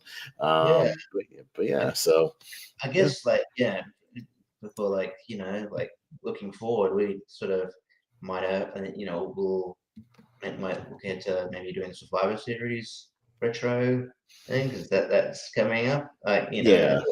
So yeah. We'll see, because we probably would, except for the fact, if we do it like 2 weeks from now or so, because we'd have to do it like 2 weeks from now when Jacob's going to be on for the next 2. I don't want to do another one next week, so that's too close. But maybe the week after that, we'll do that, kind of leading up to it, because the week post that, we'll have to do full gear, predictions and whatnot, and stuff like that. So yeah, that'll take up some time. Yeah, so maybe in a couple weeks. So maybe we'll do what we've done. Maybe I'll go back and look, Richie, and see which ones we have done. I know we've done 1 or 2. Survivor Series here and there, and then put the other ones just on a wheel, pre-2010 or whatever, do that thing. We'll do like a wheel of Survivor Series and see which one we spin. Just randomly. What I am intrigued by, probably in the same vein of the Eddie Ray thing, where that kind of is the talk of the show. It's obviously I know, obviously 1997 is known for that screw job, but I can't remember what happens on the show. The rest of the show, I think the rest of the show is fairly average from what I remember. Yeah, not too much. That's probably a reason I can't remember. So, but yeah, but I don't know. Yeah, but yeah, I'm fine with the wheel and stuff. So yeah, we'll see. I want to say we've done 2002 and 2003, because I remember we talked about the original Elimination Chamber with 2002, and then we did. I remember talking about was it the ambulance match with Shane? Yeah, the ambulance match, and the one where Shawn Michaels had like the 3-on-1 at the end of that Survivor Series and had a really good JR call and stuff like that. Yeah, where Randy, Batista interfered. Yeah, we did, and doing a quick search just on YouTube for like Lonely Mark Survivor Series. Yeah, we did 02 and 03. So yeah, we've done those. So I think what we'll do is maybe we've done with a couple of these other ones with like SummerSlam and whatnot. Maybe I'll put all the Survivor Series, like pre 2010 or so, just so it's like retro enough, or maybe pre 2015, because there's some fun ones in there, like the 2014 one with isn't that the one with like the Wyatt family and the Shield? Yeah, there's some fun stuff there and whatnot. So maybe I'll put a decent amount on there and we'll just spin a wheel and see. Yeah, maybe 2 weeks from now we'll do a Survivor Series retro. So that'll be all right. Yeah, sounds good. Yeah. It's about to start raining. We'll better get out of here before you lose internet connection. So let's wrap it up there for the Lonely Marks this week. So Richie, anything you want to plug or shout out before we get out of here? No. Next week we'll be back for Wheel of Movies, talking about Something It's Gotta Give, in tribute to Diane Keaton. Which, shout out to Regal for their autumn week of classic movies. They're going to be showing Something's Got to Give in the theater the day before we're going to do Wheel of Movies. Yay! So I can go to the theater for my rewatch. That'll be fun. That's awesome. Yeah. So figure that out. Other than that, so there's tournament fights, tier ranker, and all that jazz, and I appeared on long time first time this week. Yes, I'm wrapping it up. Thunder. God. Yes. So you can check that out, and I'm around wherever trivia is around. So yeah. I did negotiate in January. I think we had an open slot, Richie. I want to make sure you're on for that show. I think we're trying to do it on Tuesday, so you can be on. We're going to do that worst poster tournament I've been talking about. So I'm going to scrounge up all those worst posters. So maybe I'll collaborate with you on that, and you can give me a list of like ones to make sure I include. You know what I mean? We'll go back and forth on that, and make sure we get all the good bad ones, and I'll compile them over time, with articles, and just put them all in a folder and figure out the worst ones. But we're going to do that because I want to do that. Because you and I are big marks for posters. So we did the best ones. Then we got to do the worst ones. We have to. So. Yeah, so that should be a lot of fun. Crap on bad posters and what we hate about them. That'd be fun. Because with bad movies, like you can make the argument. Yeah, I can't make a better movie with posters, man. I don't know, man. Like if you got a decent graphic, if you got a graphic design, a qualification, you could make a better poster. So you could. It's like it's kind of fun to shit on it. It's like, oh, will you make a better poster? Yeah, probably could. Yeah, I probably could. Even with like AI, I could make a better poster. Yes, or just get an artist to just draw something from the movie. I see fan posters all the time that are way better that people make online. For all kinds of movies that are fun. So, we'll talk about that. But that's not till January. Next week I think we'll just be doing kind of a catch-up show. We'll just do kind of a casual show. Maybe we'll play some games. We could. Jacob will be here. Maybe I'm making a list of other potential Guess the Wrestler ones that have decent, qualifications. So maybe we'll kill some time next week with a little Guess the Wrestler with you and JPO going at it again. So you guys were great. You had a really good best of 7 last time. So that we'll do it again. So we'll do that again. And we'll like Richie said, Wheel of Movies over on the Movie Hero Network. Something's Gotta Give, which is a movie I think is really good. So we'll talk about that for Diane Keaton. And you can mostly find me over on the Movie Hero Network doing all this stuff over there. So we'll wrap it up for tonight. We've gone long enough, but it was fun talking the retro shows. I always like doing them and chit-chatting. So we'll get out of here for tonight. So for Jacob Barber, for JPO, for Richie, I am Austin Pez Howell, and we'll see you guys next time on The Lonely Marks.